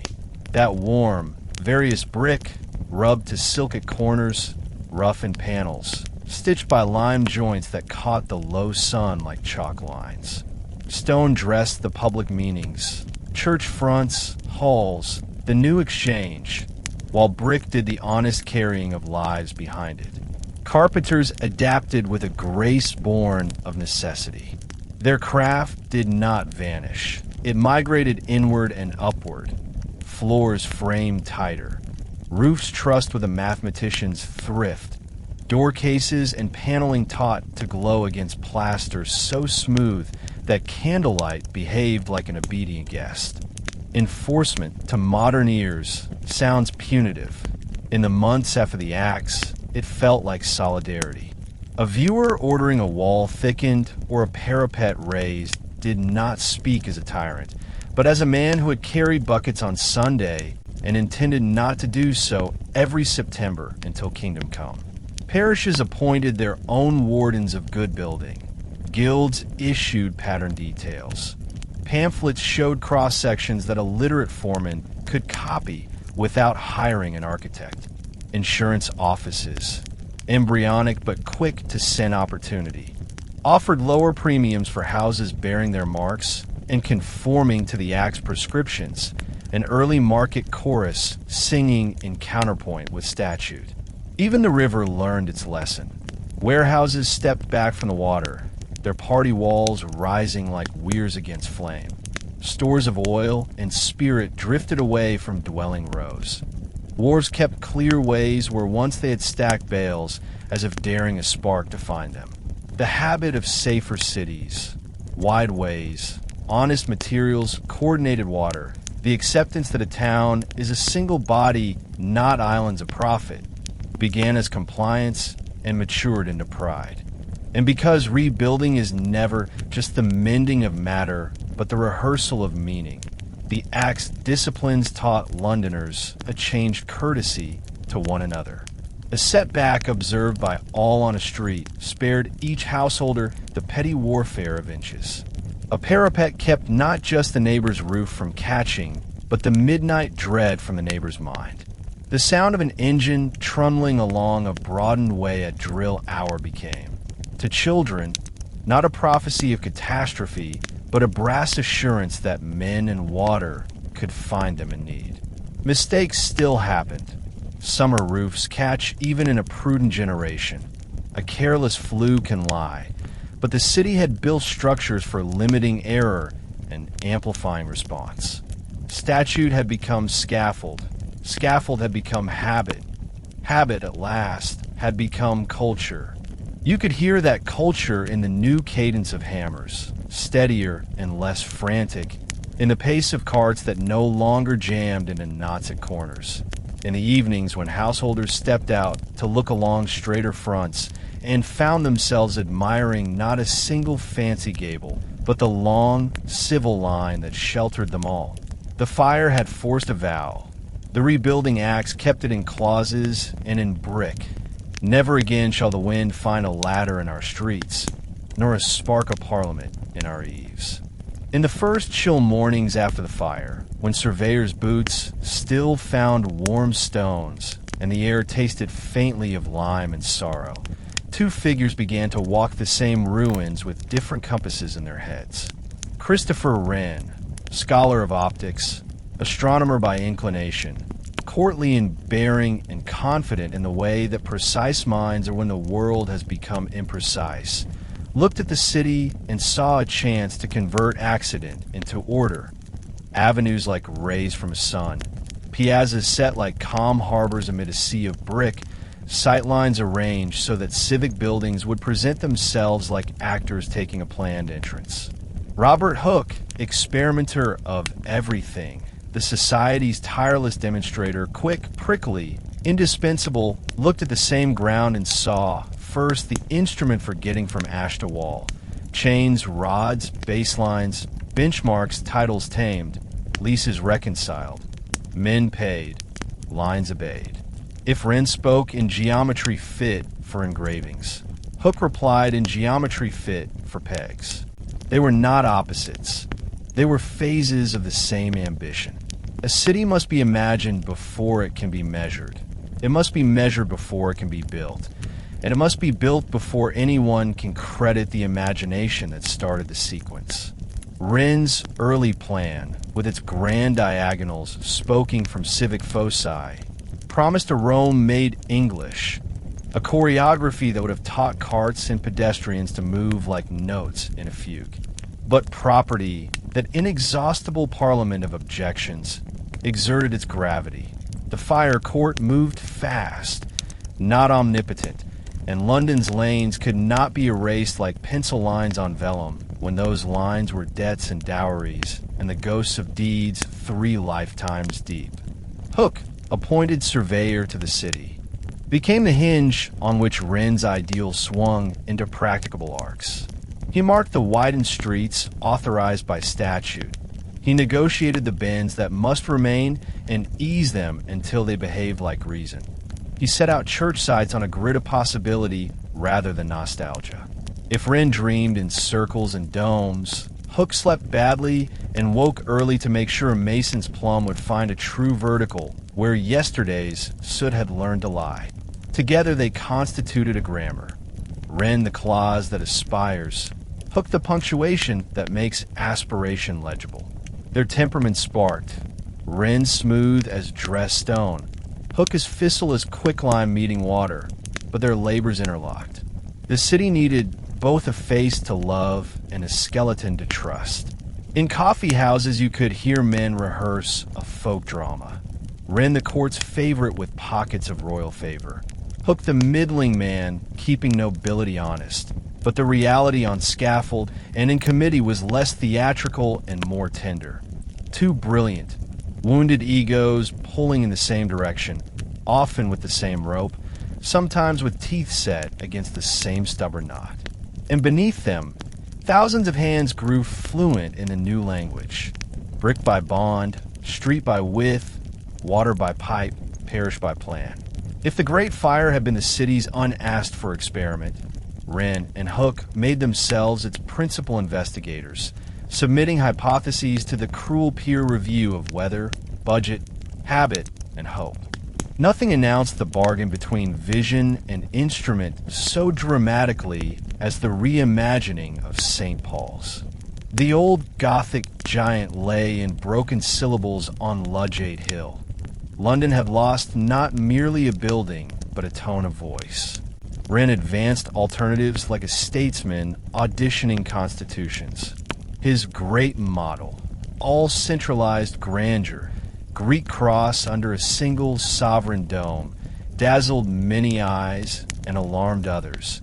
Too foreign, too papist, too radical a departure for a country that stored its theology in silhouettes. The warrant design, negotiated like a treaty with cautious commissioners, granted aisles and a longitudinal nave, a more Anglican narrative of procession, while keeping the promise, the audacity of a dome. Under the back and forth of drawings and approvals, Hooke's pencil and plum did work as hidden as marrow. He and Wren argued curves as if the fate of a city depended on whether heaven preferred catenary or circle. They conspired on chains of iron to bind thrust, on a brick cone concealed within stone shells to carry forces where eyes would not follow, on timber centering that could be raised, moved, and lowered in sequences as exact as astronomy. Wren's letters persuade. Hooke's notebooks insist. Together they produce that most English of miracles, a compromise that feels like a victory. The triple shell arrangement, the inner dome that congregations would gaze into, the concealed brick cone that bore the real work, the outer timber-and-lead weather dome that would pour sunlight like sacrament over Portland stone, was less a flourish than a theorem proved in scaffold and dust. A peristyle of columns around the drum gave the whole mass a civility that domesticated its size. The west front, in disciplined layers, taught the nave to speak Roman without renouncing English. And above, the lantern rose as a final, airy problem solved in timber and copper, set upon the cone by a genius's confidence and a carpenter's honesty. Politics remained. Politics always remains where money and meaning meet. Commissioners frowned at expense. Bishops winced at novelty. Jealousies muttered in corridors. Wren played the court like a good violin, never squeaking, always tuned. Hooke grumbled about credit and then went back to set out another pier precisely because precision is its own narcotic. Craftsmen became mathematicians by hand. Masons laying ashlar with joints tight as propositions. Bricklayers spinning a cone on course after course, reading the curve with their eyes, until eyesight itself felt like a trained instrument. Carpenters inventing new staging because no old stage had been asked to support such theater. Chains of wrought iron were bedded like stern poetry in the stone. Unseen, preventive, a belt around the city's new heart. When skeptics questioned whether so much mass could stand so much void, Wren smiled the way a man smiles when he knows gravity is his accomplice. Years later, when the last stone was placed beneath the lantern and the last scaffold fell away, London would look up and see not a court's vanity, but a people's stubbornness. Proof that a catastrophe had been answered with an equal and opposite assurance. The dome became a public mood set in lead. Steady, luminous, reconciling. An acceptance that a Protestant capital could inhabit classical dress without betrayal. That England's memory could add a chapter in a different script without tearing out the Psalms. And within the walls, Hooke's quiet numeracy went on holding. Each whisper of thrust that sought escape was turned back by curves and chains and rest calculated in the private language of men who love to ask nature short, rude questions and accept her honest replies. If St. Paul's was the thesis, the parish churches were the footnotes where London learned to read again. 50-odd parishes, many annihilated, petitioned the air for shelter. Wren's office, Wren at the helm, Hooke a constant current, answered with a sequence of inventions that looked like variety and behaved like discipline. Budget and plot dictated ingenuity. Here a compact Greek cross in brick and stone with a lantern that made a small nave glow like a thoughtful candle. Their basilican interior under a timber roof dressed so honestly in plaster that sunlight seemed to launder the air. Spires rose like signatures, some needle fine, some tiered, some playful with concave and convex, announcing to each neighborhood that beauty had not fled to the court but would keep parish hours. Every plan bent itself around the act's clearances and Hooke's measurements. Streets now widened delivered prospects. Churches turned fronts to those prospects as if returning a bow. The old, scattershot medieval urbanism learned the trick of composed surprise, turning a corner to find St. Mary Le Bow's steeple stacking drums like a learned joke about music and stone. Stepping from market clatter into St. Stephen Walbrook's cool, centered light, a little essay in dome logic made parish-sized. Hooke's daily grind, unromantic, decisive, made this poetry possible. He mapped new markets so carts would not choke in former eddies, designed the rebuilt Royal Exchange with an eye to wind and the diagonal economies of the crowd, plotted burial grounds outside the tightest quarters, set out Milk Street and Bread Street, and the lanes between with widths that made the engine men nod and the gingerbread sellers forgive an inch taken if a yard of footway was given. He quarreled, recorded, compromised, returned the next morning with a better line. His resentment at insufficient credit never quite left his prose. His generosity with his city never left his feet. Wren, meanwhile, moved between scaffold and salon, teaching patrons to want what safety required and teaching builders to love what patrons could afford. The two men, so often sketched as rivals, were, in the work itself, complementary muscles. When Wren drew a facade that clothed a modest nave with civic dignity, Hooke made sure the cellar drains were set so winter would not turn piety into damp. When Hooke's relentless pragmatism threatened to harden a corner into boredom, Wren supplied a curve that made a street purr without ever inviting flame to use it as a ladder. Beyond steeples and statutes, the city shifted its habits. Warehouses retreated modestly from the water, their party walls rising like hedges against future sparks. Markets learned to breathe. Signs came in flush to the brick and learned to advertise with type rather than timber. Pumps gained mains. Engine drills became a kind of weekly theater that children came to love and fear less. Insurance offices stamped doorways with little metal badges, a visual covenant that risk was now a profession, not merely a prayer. In taverns, men argued spire against spire and learned, without saying it, to admire discipline as much as flourish. Women navigated pavements that did not break their ankles. Apprentices carried stock through lanes that no longer pinched them in a hazard. Carters turned with something like grace where corners had been taught to respect the radius of a wheel. By the time St. Paul's set its lantern against the sky, London had forgotten how to be entirely medieval. It had not become Rome and did not wish to. It had become itself with new rules, prouder of width than of overhang, prouder of brick than of blaze, prouder of a parish's cool interior than of a skyline cluttered into brag. Wren and Hooke had not simply replaced what burned. They had taught the city to treat beauty as an ally of safety and safety as a precondition for grandeur. The laboratory of loss had produced a durable theorem that a metropolis survives not by nostalgia or audacity alone, but by the honest marriage of a mind that can see far and a hand that can measure close. In the lull that follows a calamity, cities decide what kind of memory they want to have. London, being practical even when grand, chose to remember the fire not only in stone, but also in arithmetic. It began with a question so mundane it sounded unheroic. How much does ruin cost when counted in advance? Into that question stepped Dr. Nicholas Barbin, physician by training, speculative builder by appetite, and a thinker who understood that if risk could be priced, it could be governed. Around the Royal Exchange, where merchants tested one another's credit by the glance, he set up an insurance office for houses, a place where certainty could be purchased in small, regular doses before catastrophe demanded everything in one day. The premise was disarmingly moral. If many contribute a little now, none need lose everything later.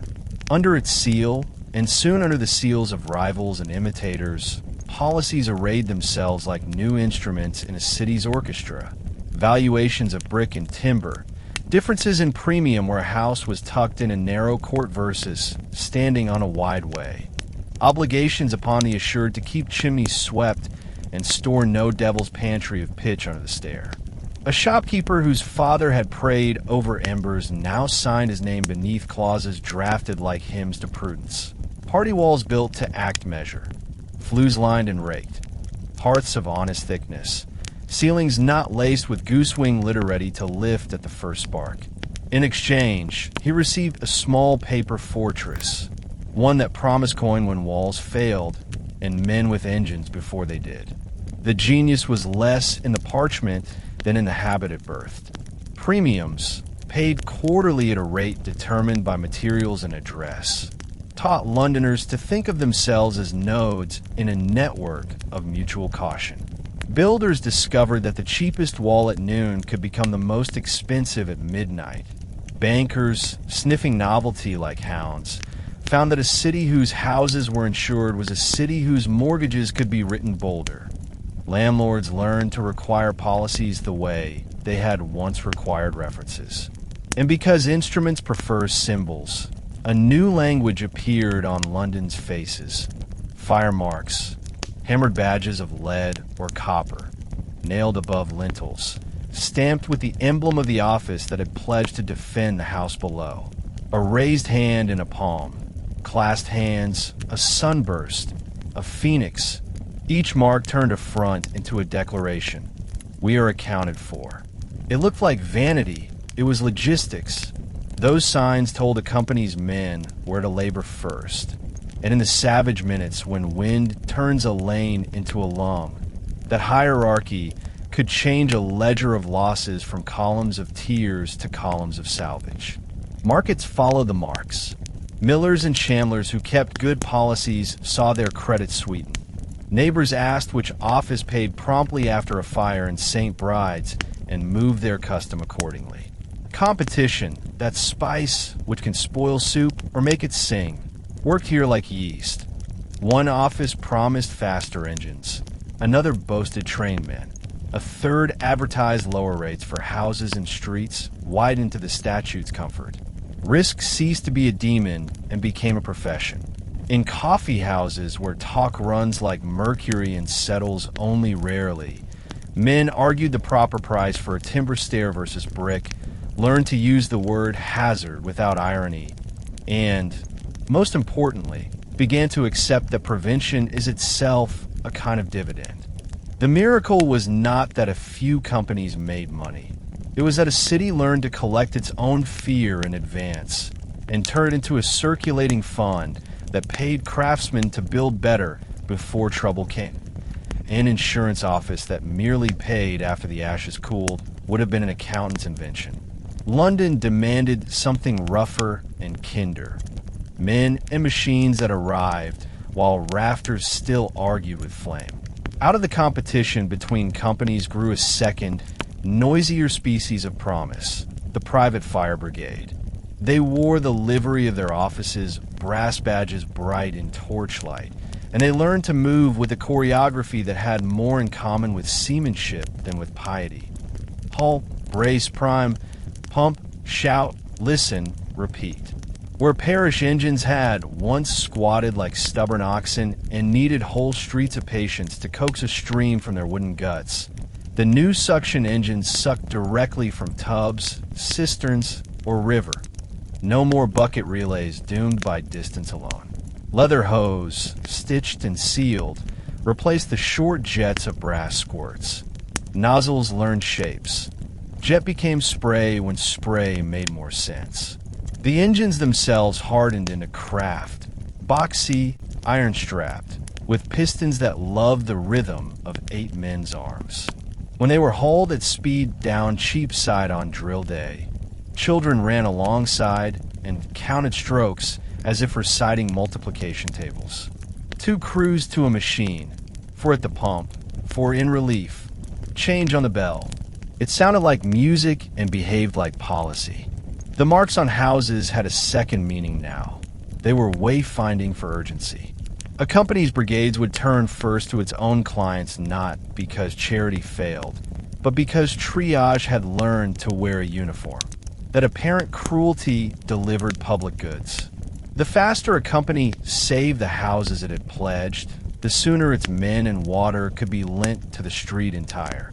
The more efficiently its drill conquered a flame, the more cheaply the rest of London bought safety in the form of lower premiums and fewer panics. Insurers began to stock yards with ladders of standardized lengths. hooks sharpened to the same profile, helmets and coats that turned steam and sparks into nuisances instead of death warrants.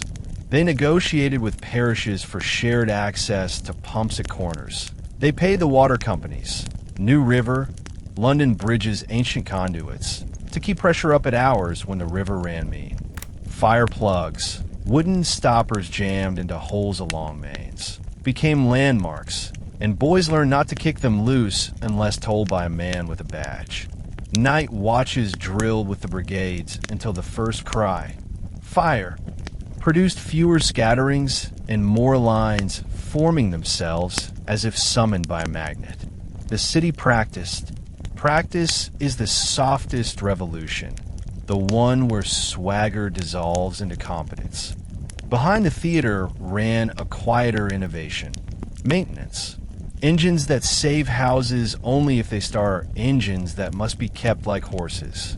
Companies kept fitters on retainer, hoses hung to dry, leather oiled, pistons greased, valves tested weekly, brass polished not for pride, but to feel the grit that betrays a future failure. A ledger page for spares sat beside a ledger page for premiums. And because everything that is measured earns respect, small parts acquired the dignity of large intentions. Even the sounds changed. The roar of a fire, which on that Sunday had sung sovereignty, now learned to share the street with the measured wheeze of pumps and the busy slap of hose against stone. Women fetched, filled, and fed the suction boxes with a speed that reminded the men who talked actuarial tables that most salvation still arrives in a bucket. When the axe forced oil and spirit farther from dwellings, the brigades adjusted their tactics for distant fuel sources. When parapets rose, ladders gained hooks to catch them. When churches returned with stone vaults, crews learned that cooling the lead skins mattered less than guarding timber roofs below. In short, technology and statute and habit braided into a rope that would hold when the next bad night came. Fires did not end. Cities cook, heat, light, forget. But a city that can get water and authority to the same corner in the same minute has already told disaster must bargain for every foot. Insurance taught London to count forward. Innovation taught it to look forward with instruments. Out of the surveyor's fieldwork and the court's decrees came maps that made risk visible. Ogilvy and Morgan's grand plan. Yards and feet grid across the Reborn wards. Did more than help masons find corners. It let underwriters, magistrates, and brigadiers put their fingers on the same square and say, here is where a flame would run. Here is where we break it. Widths were no longer rumors. They were numbers. Party walls, parapets, pump sites, plug positions, the new line of a market that flowed instead of eddied. All of it inked into the common imagination. Once a city can see itself, it can argue with itself usefully. Friendly societies and mutual aid clubs learned to overlay those maps with their own. Where members lived, where contributions might be collected by foot in an hour, where a widow would need coal if frost came before her claim cleared. The Royal Society, intoxicated by experiment, ran trials that to the uninitiated looked like boys' games and to the future read like wisdom. How quickly does green oak take in a draft versus seasoned pine? What thickness of plaster delays and embers will? Which roof pitch sheds sparks best when the wind throws them low? Answers did not arrive as sermons. They arrived as tables. And tables have a way of sneaking into bylaws and contracts when nobody is defending the door. Credit learned those tables too. A banker, once content with a handshake and reputation, began to ask for the plan number on which a property sat, the width of the way that served it, the rate of insurance kept, the name of the office whose brigades had saved 3 streets last winter. The language of capital widened from, who are you, to where are you, and how will your street behave when the wind misbehaves? That was not cynicism. It was civic love dressed as scrutiny. A city that rewards safer ground with cheaper money builds a map of virtue. as certainly as any church builds a nave. Nor were numbers the only foresight instruments. Custom hardened into capacities. Parish bells, not just for worship but for alarm, were rehung with thought for tones that carry through brick canyons. Watch schedules were redrawn for the hours when kitchens wake and candles are snuffed. Apprentices were taught to throw a blanket correctly as diligently as they were taught to tally stock. Schools folded hygiene and caution into their little republics. Chimney sweeping days posted on doors like feast days, so that the next generation would treat safety not as a mood but as a calendar. Beyond London, the contagion of foresight spread. Bristol, Norwich, Dublin, Edinburgh, Amsterdam, Hamburg, cities that had watched London's sky glow like a sermon read the acts as scripture and adapted the verses to their own dialects. Colonies, raw and greedy for growth, copied the widths even when their streets had room to spare, not because they feared yesterday's wind, but because they admired tomorrow's traffic.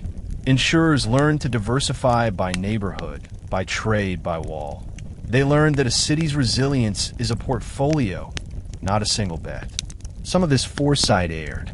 A few schemes prized human frailty too coldly. A few builders hid cheapness behind compliance. Yet a deeper habit had been set. The habit of treating calamity as data. When a roof caught, a clerk noted the roof. When a wall failed, a mason told the guild what detail betrayed it.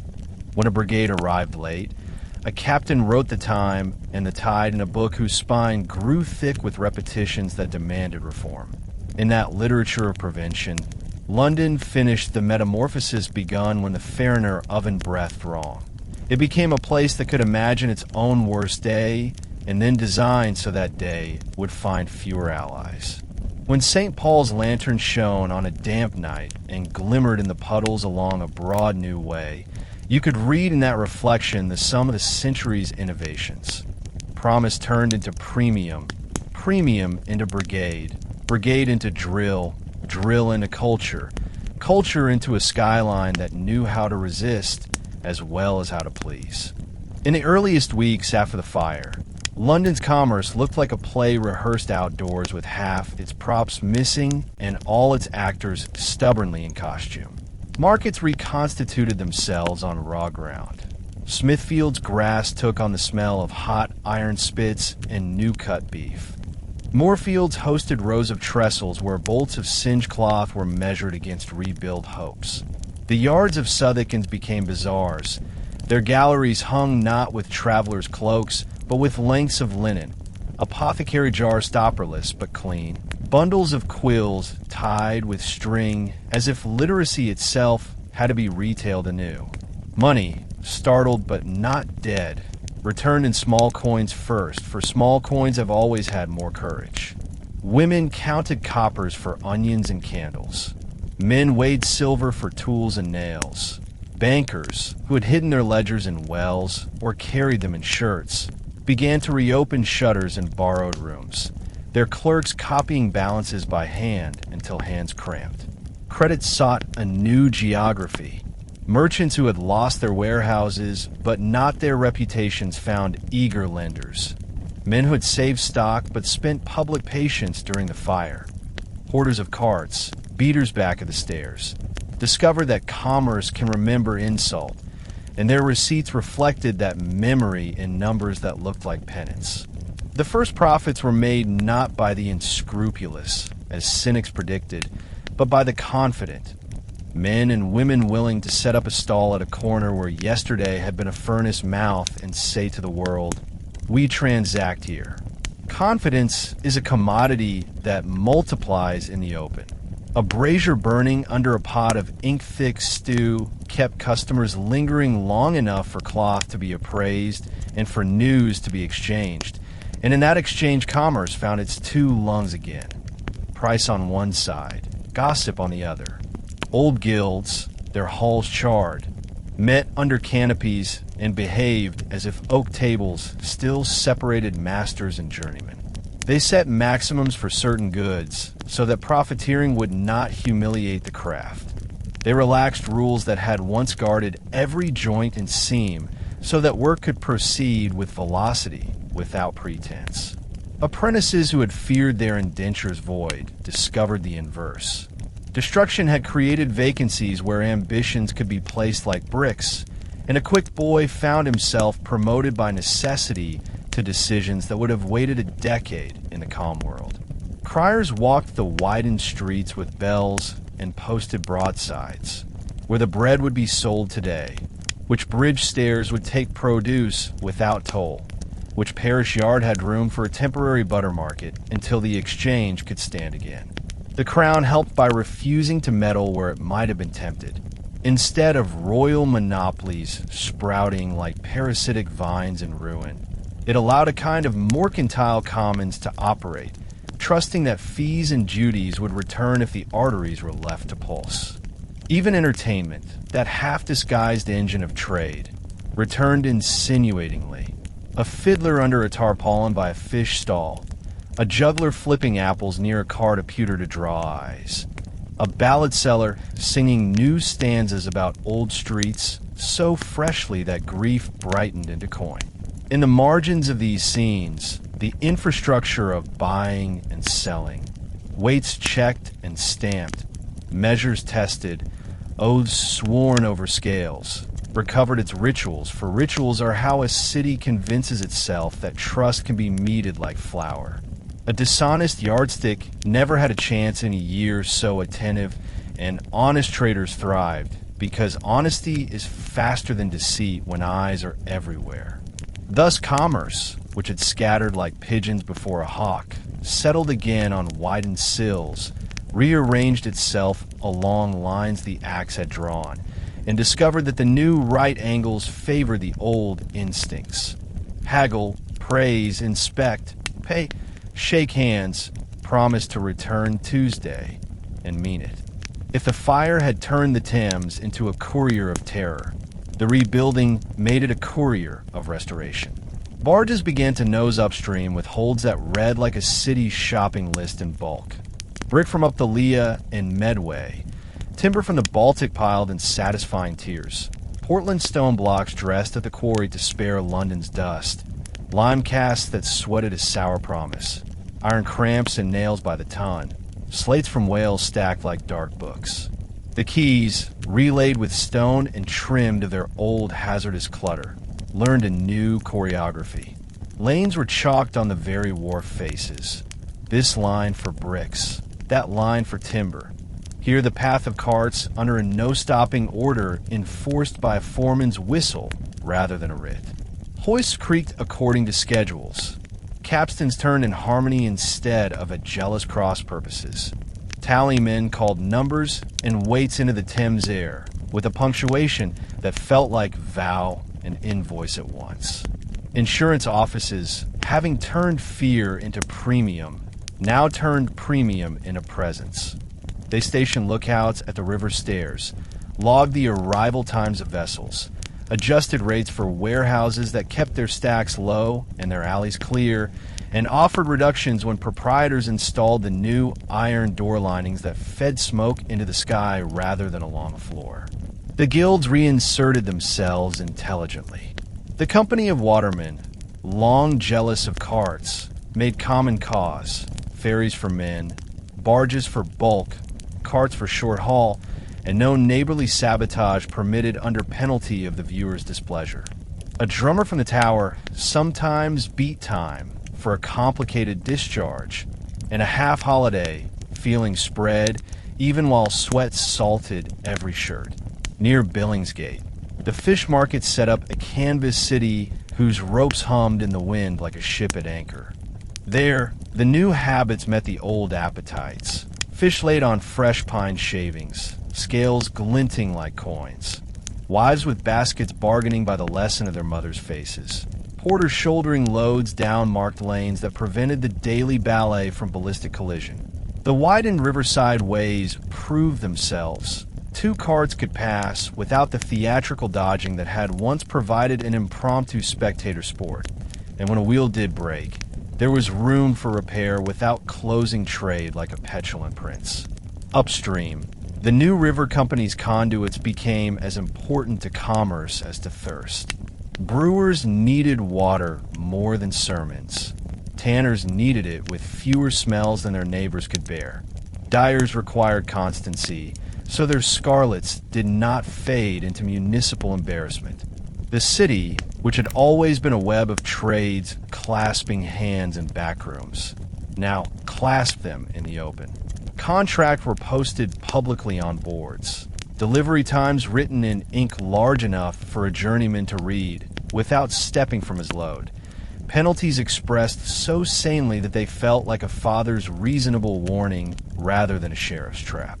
Meanwhile, the custom house, temporarily housed and then newly housed, counted the king's due with a rigor softened by an understanding that ships avoiding London today flee its taxes tomorrow forever.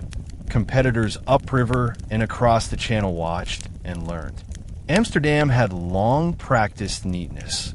London borrowed the habit without borrowing the Dutch soul. English noise remained. It simply learned where to stand.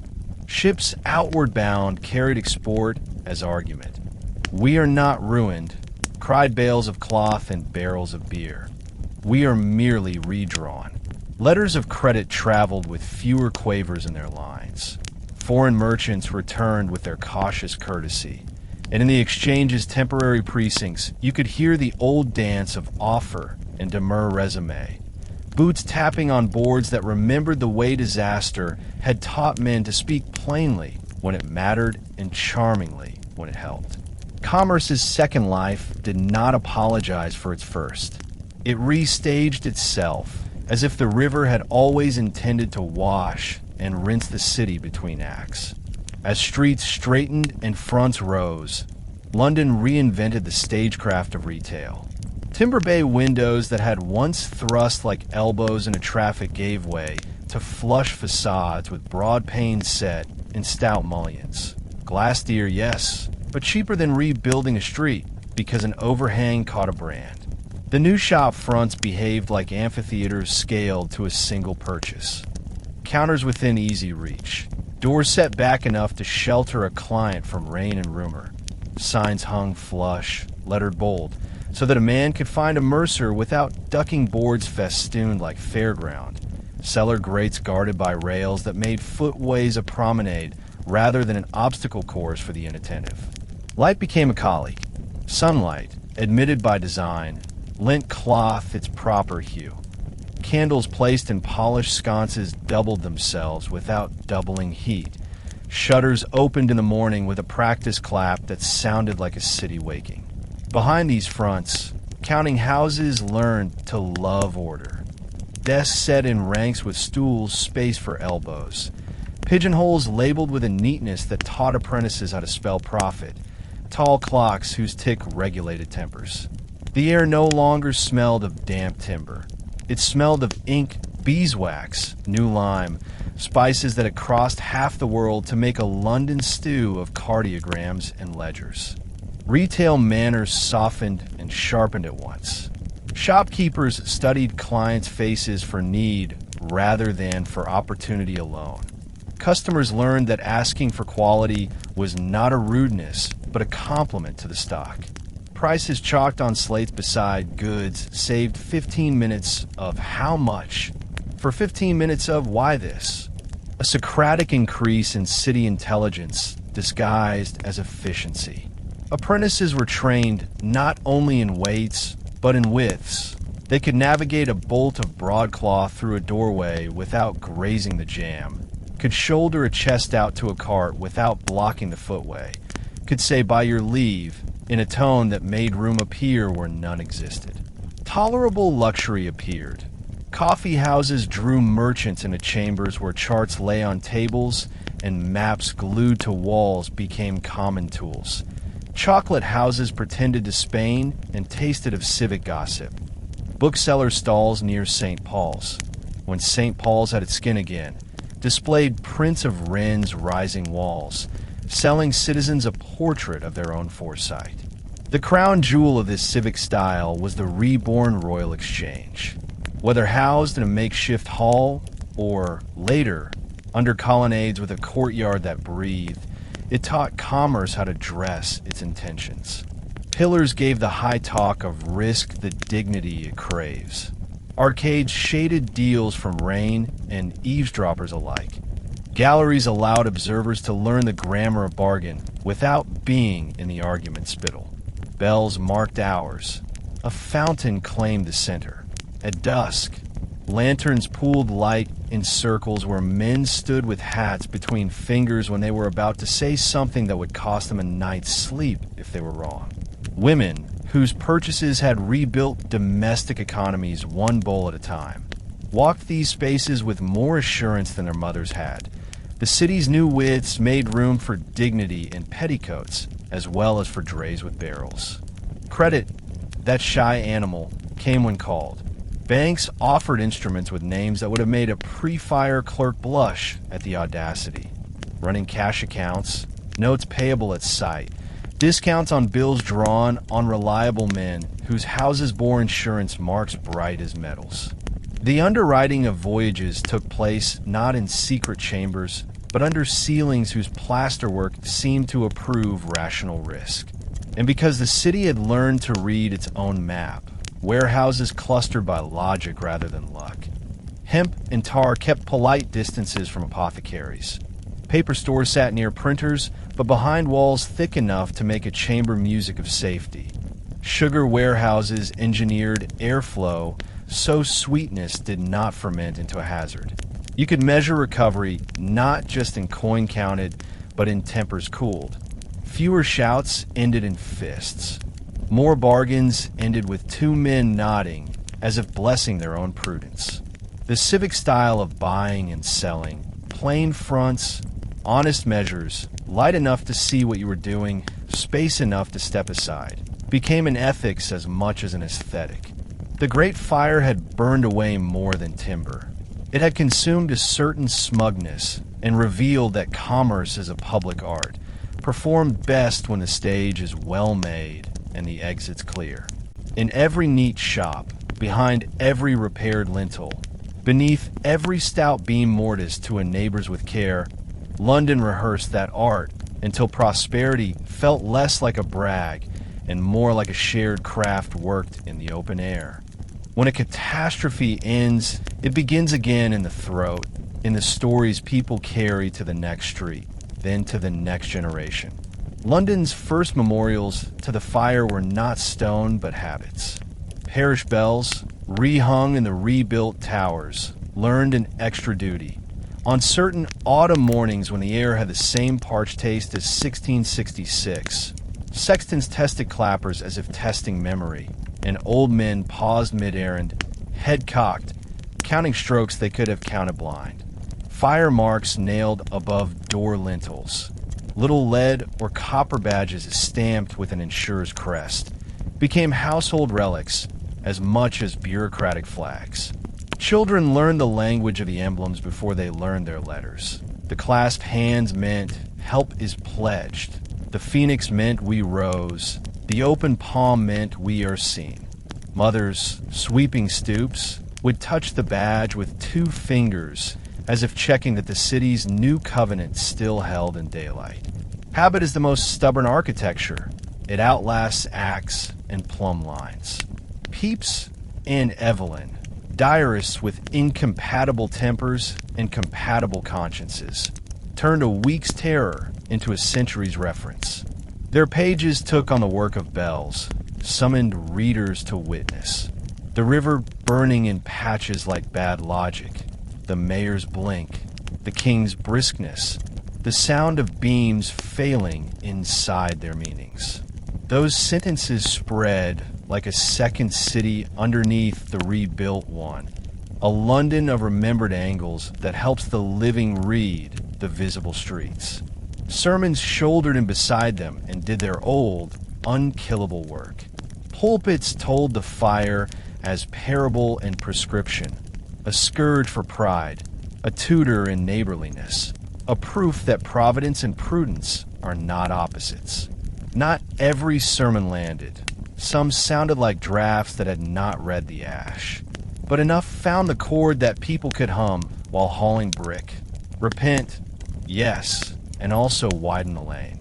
Then, as money and law finished their rough carpentry, commemorations learned to stand upright. The monument rose at Fish Street Hill like a golden punctuation mark, a sentence in stone that begins as a column and ends as a flame. Wren and Hooke made it a measuring instrument too. Hollow shaft, trapdoors, crosshair at the summit, so that memory could do astronomy on clear nights and the city could be reminded that curiosity is a civic virtue. Schoolboys climbed its spiral and arrived panting into wind, hair scalded by the view. A beetle pointed. Here began the blaze, there fell the churches, here the river burned like rumor. In later years, a hateful inscription would accuse papists. In later years, the city would carve that lie away, teaching itself publicly that memory must be corrected when it hardens around injustice. Even the act of editing a stone became ritual, London learning that the right to remember carries the duty to revise. Street names held their little shrines. Pudding Lane and Monument Street performed a duet, cause and consequence, while Fireball Court and Phoenix Yard tucked allegory into everyday addresses. Balladmongers wove the week into stanzas that cobblers whistled. Print sellers pinned views of the ruins beside caricatures of the Lord Mayor blinking in the smoke. Widows taught grandchildren how to read a sky that means trouble. Each September, markets carried a tremor of caution through their bustle. Engine crews drilled in a manner that felt half festival, half penance. The fire's vocabulary slipped into ordinary quarrels. A cluttered stall was a tinderbox, a narrow passage begging for a brand, and a man too slow to decide was another Bloodworth. There is cruelty in that kind of shorthand, and mercy too, if it saves a roof. By the time St. Paul's lantern found its steady voice, the city had given itself a slower memorial. The custom of looking along a street and appreciating not what was added, but what was deliberately left out.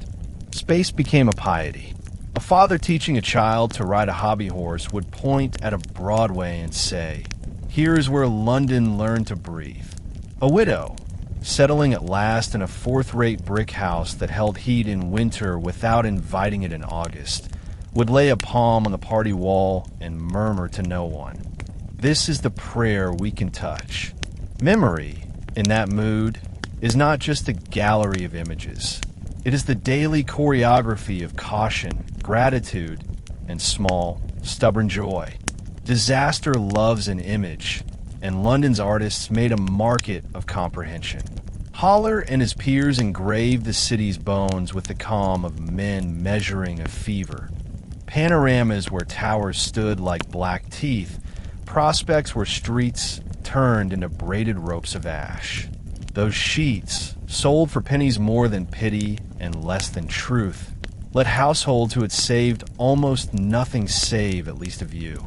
Later prints rehearsed a different drama. Before and after, twin plates that played spot the difference with architecture and conscience. In one frame, jetties, timber teeth, dangling signs, lanes tight as secrets. In the other, parapets crisp as morals, windows tall as aspirations, streets widened into sentences that do not stammer. Shops mounted the pairs behind glass.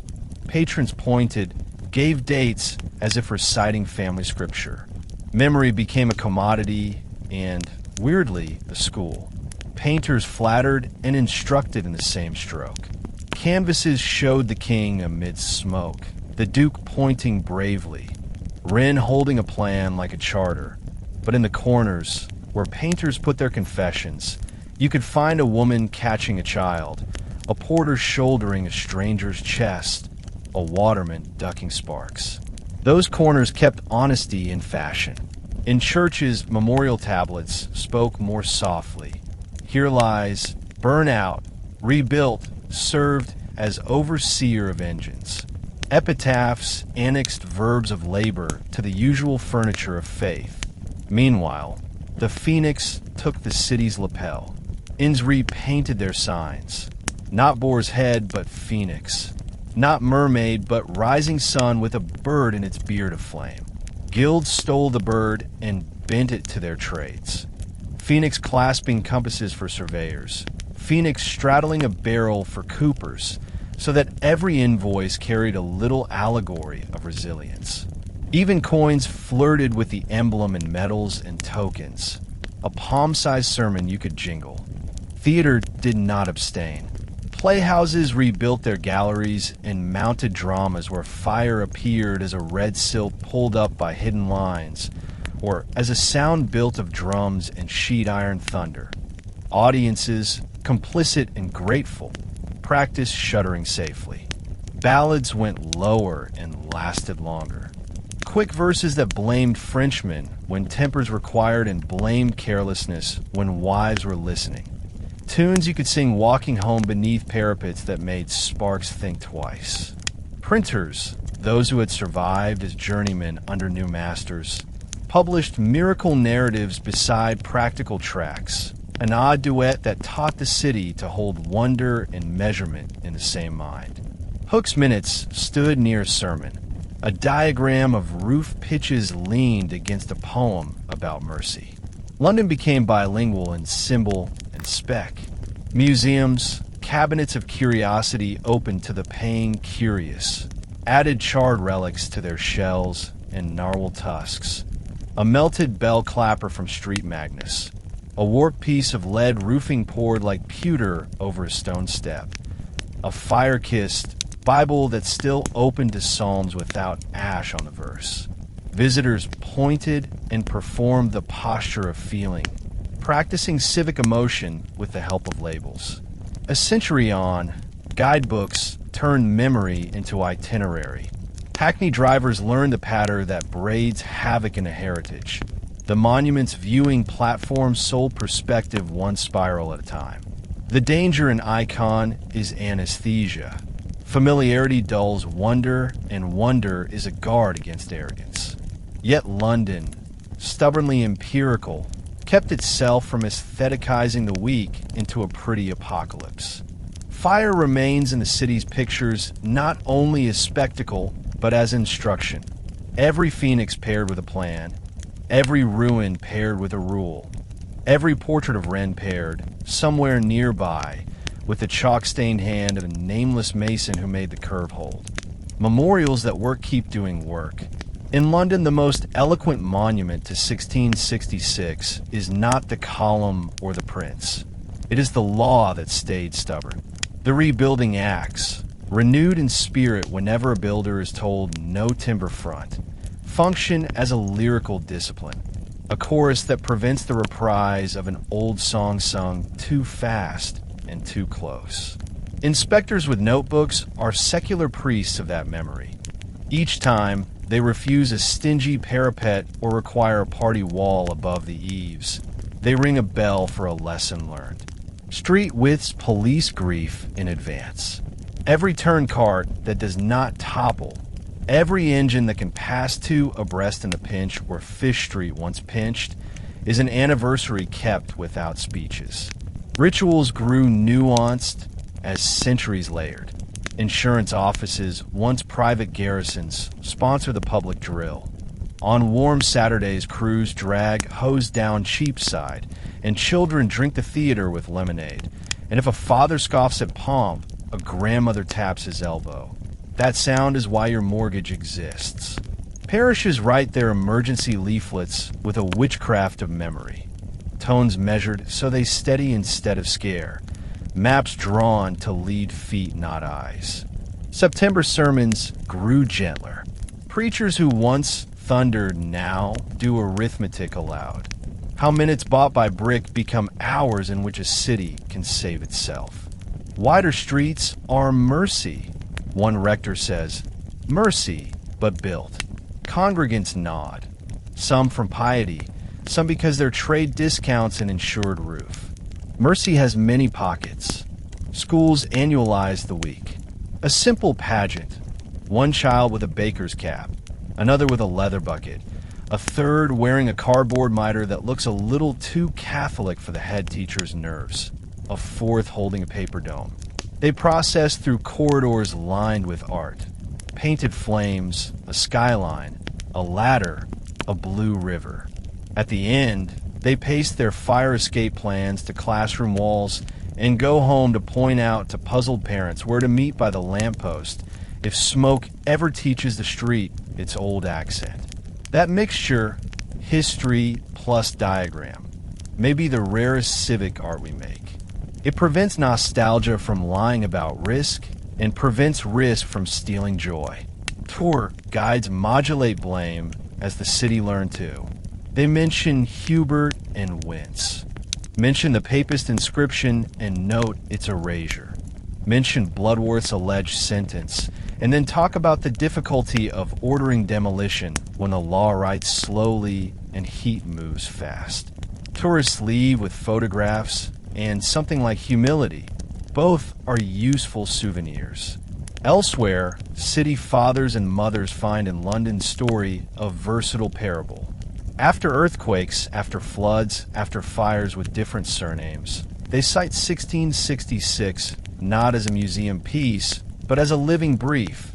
Pay quick and fair, widen ways, enforce dull rules with bright courage, invent instruments to turn dread into drill, carve the lies out of your monuments when you find them. And at home, on evenings when the light falls kindly on rubbed brick and a sudden gust chases yesterday's newspaper along a curve that never quite learned to be elegant, Londoners keep the fire the way people keep a scar. No longer tender, still instructive.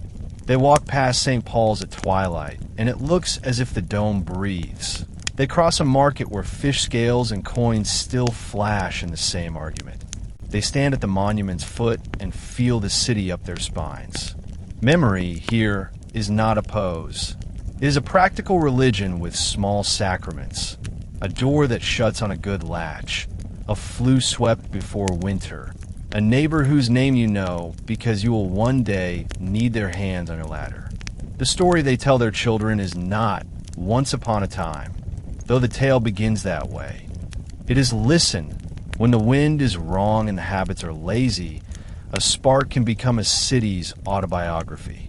So we will keep our habits awake. And the children, bored and then not, hear that the week in 1666 is not only behind them in books and stones. It is also ahead of them as law, as custom, as the stubborn promise that a metropolis makes to its future each morning it opens for trade under a sky that was once the color of fire. The permanent gift of 1666 is not the romance of flames or the silhouette of a dome. It's the stubborn instruction that cities live or die by their most boring choices. The Great Fire taught London, then the world, that the space between things is as important as the things. Width is not vanity. It is policy that keeps air from becoming an accomplice. Parapets and party walls are not decorations. They're treaties written in brick between neighbors who intend to meet again tomorrow. After London, municipal law across Europe and the Atlantic began to speak the fire's grammar. Ban the timber overhang, regulate flues, grade streets for engines, separate stores of oil and pitch from beds and books. Amsterdam already knew neatness. Hamburg relearned it after its own blaze. Edinburgh widened winds in the streets. Boston mapped fire breaks and, after its 1872 burn, doubled down on brick. Philadelphia's volunteer brigades and insurance marks walked in London's footprints. The lesson migrated past fire to flood and quake. If risk is systemic, your defense must be, too. Build redundancies. Keep water where water belongs. Choose materials that fail slowly. Shape your plan so that emergency can move faster than panic.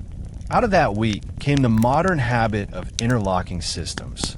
Water mains that speak to hydrants. Hydrants to engines. Engines to trained bodies. Bodies to statutes. Statutes to money that arrives before ash. Insurance turned fear into mutual aid with clocks attached. Surveying turned grief into coordinates. The fire court turned property into a solvable puzzle. Parliament turned advice into enforceable geometry. Cities copied not only the rules, but the posture, decisiveness with receipts. Say pull it down when delay will cost 10 streets. Say compensate so that justice keeps pace with the rubble. Say inspect without apology. Say drill until the public treats competence as a kind of entertainment. There's a morality in this. Boring, repeated, unglamorous acts. Cleaning chimneys, testing pumps, measuring parapets, keeping alleys clear are civic love in overalls. The fire also exposed a counter-ethic, the price of dithering. London's hesitation on that first morning, property's sacredness overruling physics, became negative scripture quoted for centuries. When modern planners argue about setbacks, egress, sprinkler codes, tower cladding, floodplains, or evacuation lanes, they rehearse the same story. Do we prefer the comforts of yesterday's habit or the safety of tomorrow's strangers? The only honest answer is to choose strangers and make them neighbors by design. Legacy, then, is not a statue or even a skyline. It is a municipal conscience that insists the safest city is the one whose ordinary decisions are quietly excellent, even when nobody is aflame to applaud them. If 1666 birthed the legal skeleton of resilience, the years after taught a deeper truth. Resilience must become a culture if it is to outlast memory. London's fire marks were early UX, street-level signals that told responders where to go and told householders that someone would come. Today, the marks are digital. GIS layers for hydrants and hydrant pressure. Dashboards for heat islands and response times. Plume models that treat wind as a negotiator, not a surprise. Sensors that note how a stairwell pulls smoke. Building passports that record materials the way doctors record blood types. The continuity is not in the gadget, but in the agreement. Risk information belongs to the commons. In 17th century London, Hooke's surveys were copied, posted, argued with, improved. Coordinates became civic property. In the 21st, open data does the same job with more decimals. When a city releases maps of combustible facades, flood depths, or earthquake soft stories, it reenacts the fire court's pedagogy. Show the problem so people can help solve it. Resilience also means rehearsing kindness as logistics. The fields at Moorfields and Finsbury were prototypes for modern shelters. Space, water, latrines, lists, reunification tables, food that does not humiliate, policing that guards safety without turning grief into a crime scene. The aftercare, fire court, cold duties, rebuilding loans, prefigured today's parody debates about who pays, who rebuilds, and who's left worse off by improvements. The legacy urges cities to yoke safety to equity. Widen the lane, yes, but also make sure the stall keeper can return to it.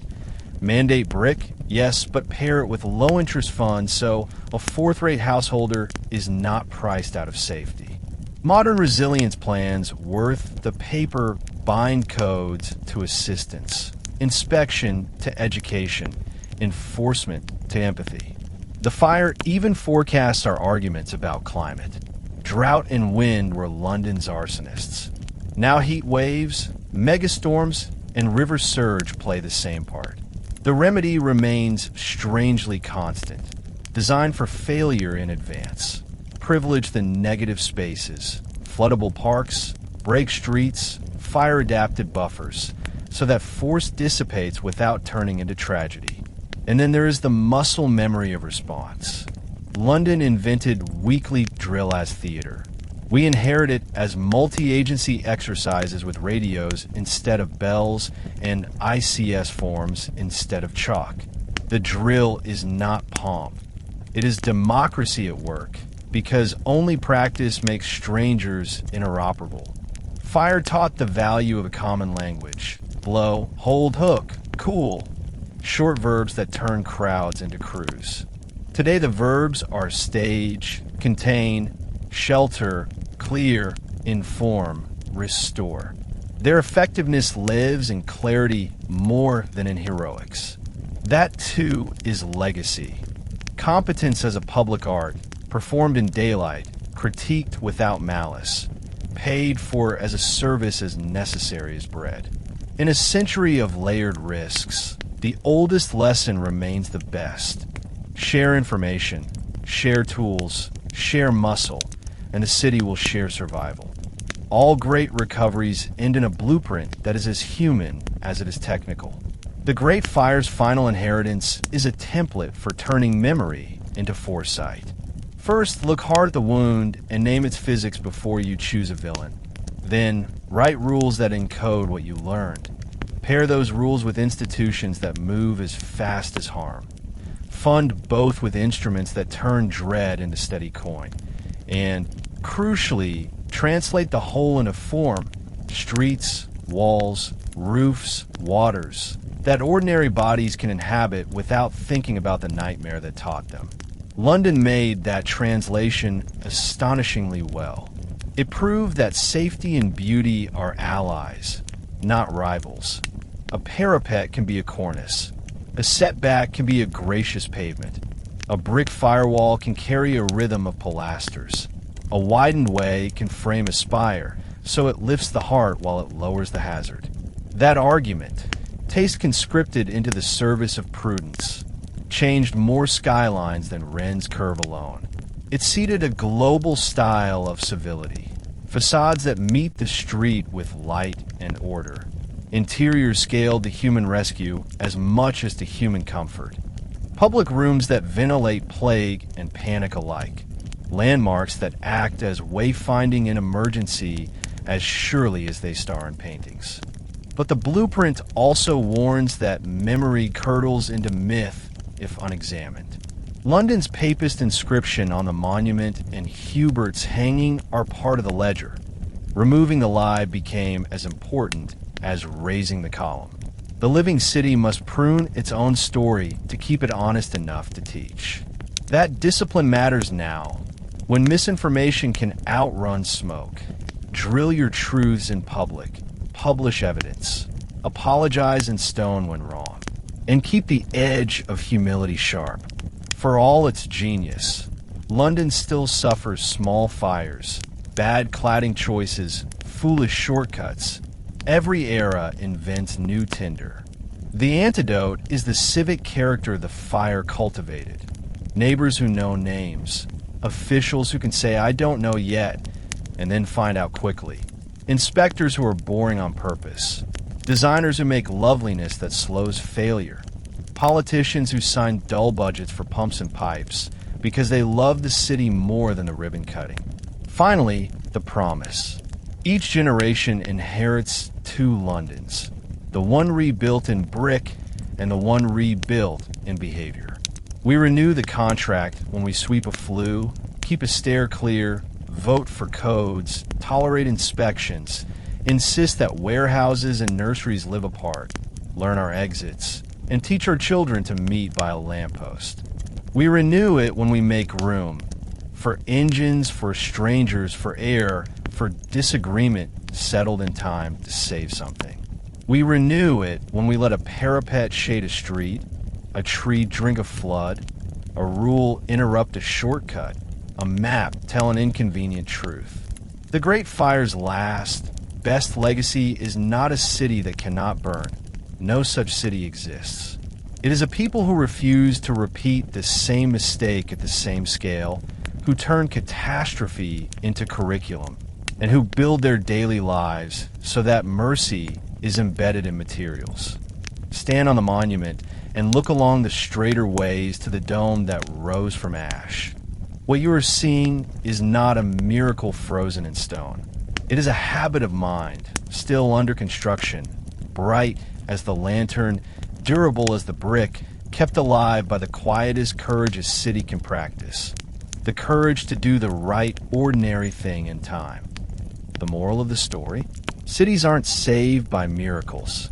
They're saved by design, discipline, and decisions made early. The boring choices that give disaster fewer friends. wider streets, honest materials, good data, fast courts, fair compensation, practice crews, neighbors who know each other's names.